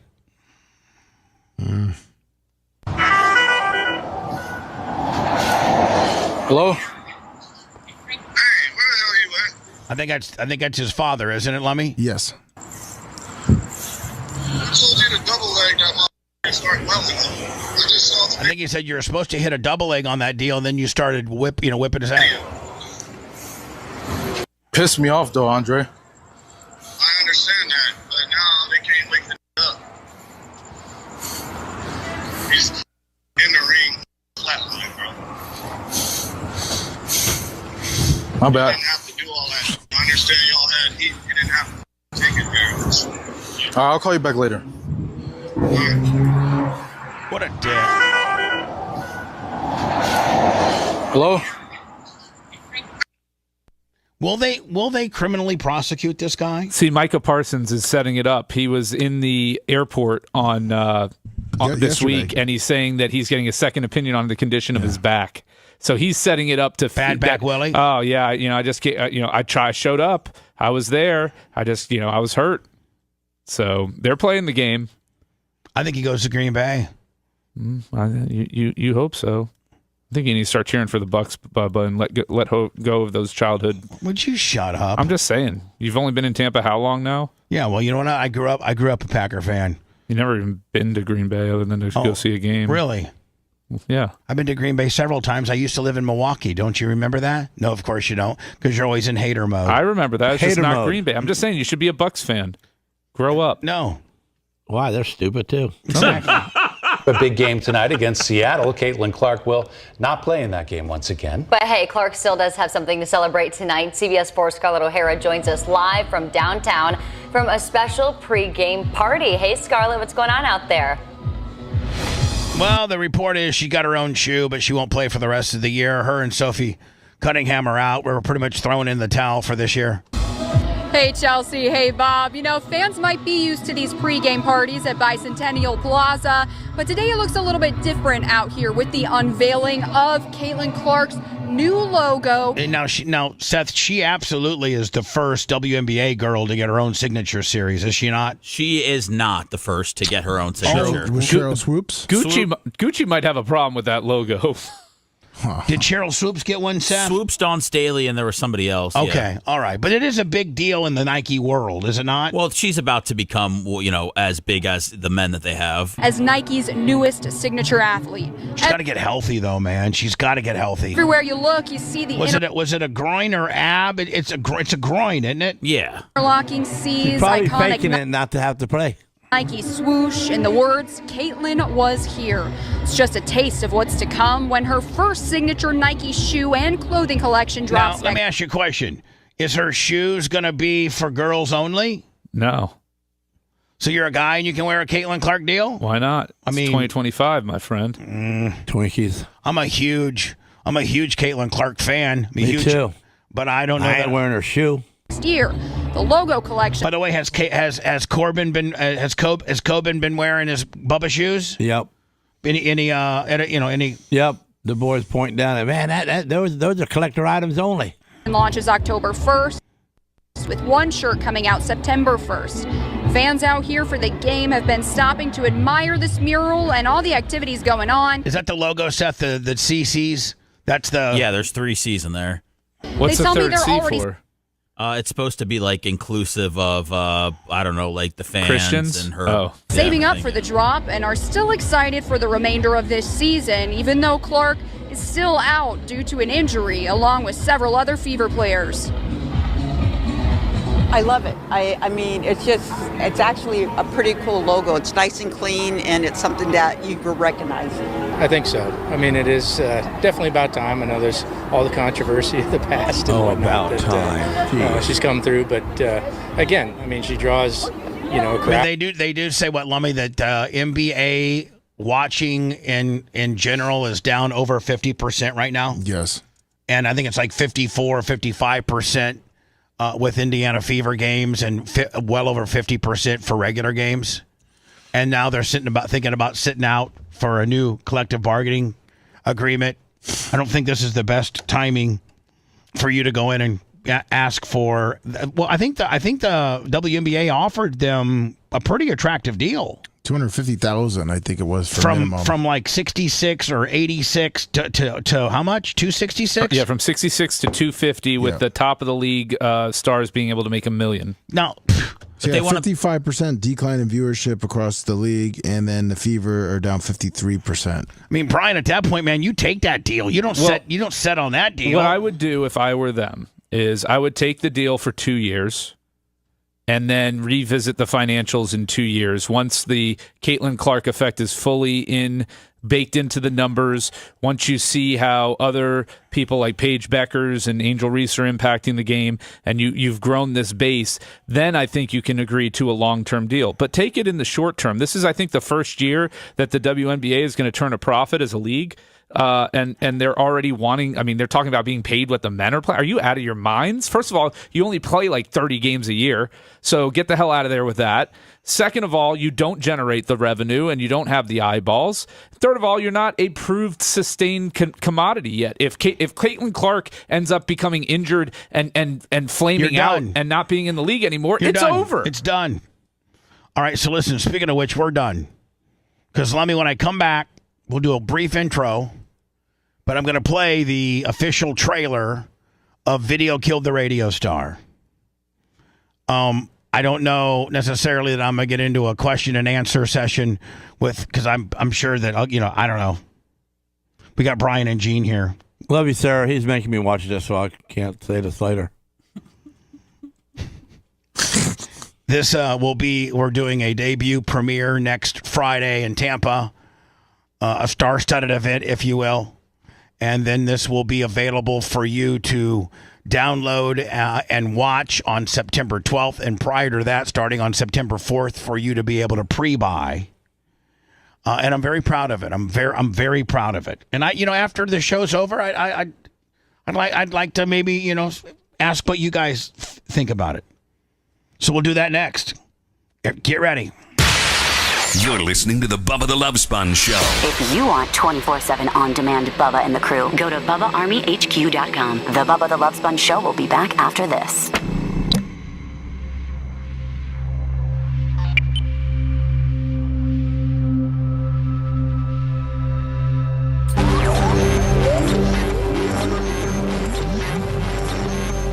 This is Hulk Hogan, brother, and you're listening to the best of the Bubba the Love Sponge Show. Broadcasting live from the Aquabito Studios, aquabito.com/Bubba. It's the Bubba the Love Sponge Show.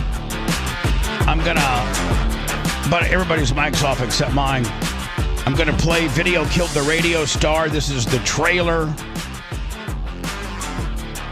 The 2-minute and 47-second trailer. The producers and directors and stuff have made different lengths of different type of trailers. I think there's a 27-second, a 47-second, a minute 20, a minute 40, and then the long one at 2:47, which by trailer standards is usually a little too long for a trailer. People's attention span is about a minute 27, so we have one of those trailers. But I wanted to play the entire, the longest one that gives you the most information. You'll be able to pre-buy this next Wednesday, and then it drops Friday the 12th. And so I'm going to be monitoring YouTube chat because I'm not, we're not going to talk about it. The only feedback I can get is you guys on YouTube, and so that's what I'll be watching. And this comes out again. Friday, September 12th. It's been 4 years, and Brian even said it. For everybody that said that this would never come out, suck a D, because it's here, my friend. It's been cleared. It's insured. We have distribution, and September 12th, it hits. I hope you enjoy. Hulk Hogan filed 2 lawsuits today against Heather Clem and her ex-husband, Bubba the Love Sponge. You did what? You let your wife have sex with Hogan? I was like, well, how the hell did somebody get a hold of that tape? And you didn't know you'd been videoed? No, I had no idea there was a camera set up. The video somehow got into the hands of Gawker Media. Who the hell leaked this? Right, now you say, That's listen, the problem. I guess he feels you leaked it. Are you stupid? At that point, I knew it was over. Like him or not, Bubba the Love Sponge is one of the most famous people the Bay Area has ever produced. Bubba's been named DJ of the Year by Billboard magazine. We were #1 by far. Bubba was constantly getting in trouble. Bubba admits to being fired from 4 radio stations for outrageous behavior. And he was never afraid to pick fights with local politicians. News channels reported his best friend leaked the tape. The allegation that Bubba was the one that released this tape is ludicrous. When we lost the contract with SiriusXM, there started to be some resentment. Let's work together. Let's get Bubba off the morning show. It was just like, what do we have to do to kill this motherfucker? Hogan knows Bubba didn't sell that tape, didn't give that tape away. It was stolen from him. This conduct is rife with criminal activity. The feds have videotapes of it where Hulk Hogan was in a room next to it and money is being offered for the tape. Keith Davidson calls David Houston, who's Hulk Hogan's personal attorney, to tell him that they have these DVDs and they want $300,000. You have a case on a silver platter served to the prosecutor. How did they get his cooperation? What leverage did they have? Keith Davidson doesn't get charged. He knows Cohen. Cohen miraculously flips. Cohen testifies against Trump. How do we get there? Pull the string. Bubba?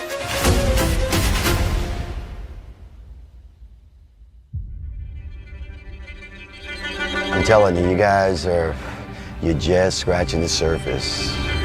It doesn't take a rocket science in this case to know something happened, and it all started right here with Bubba.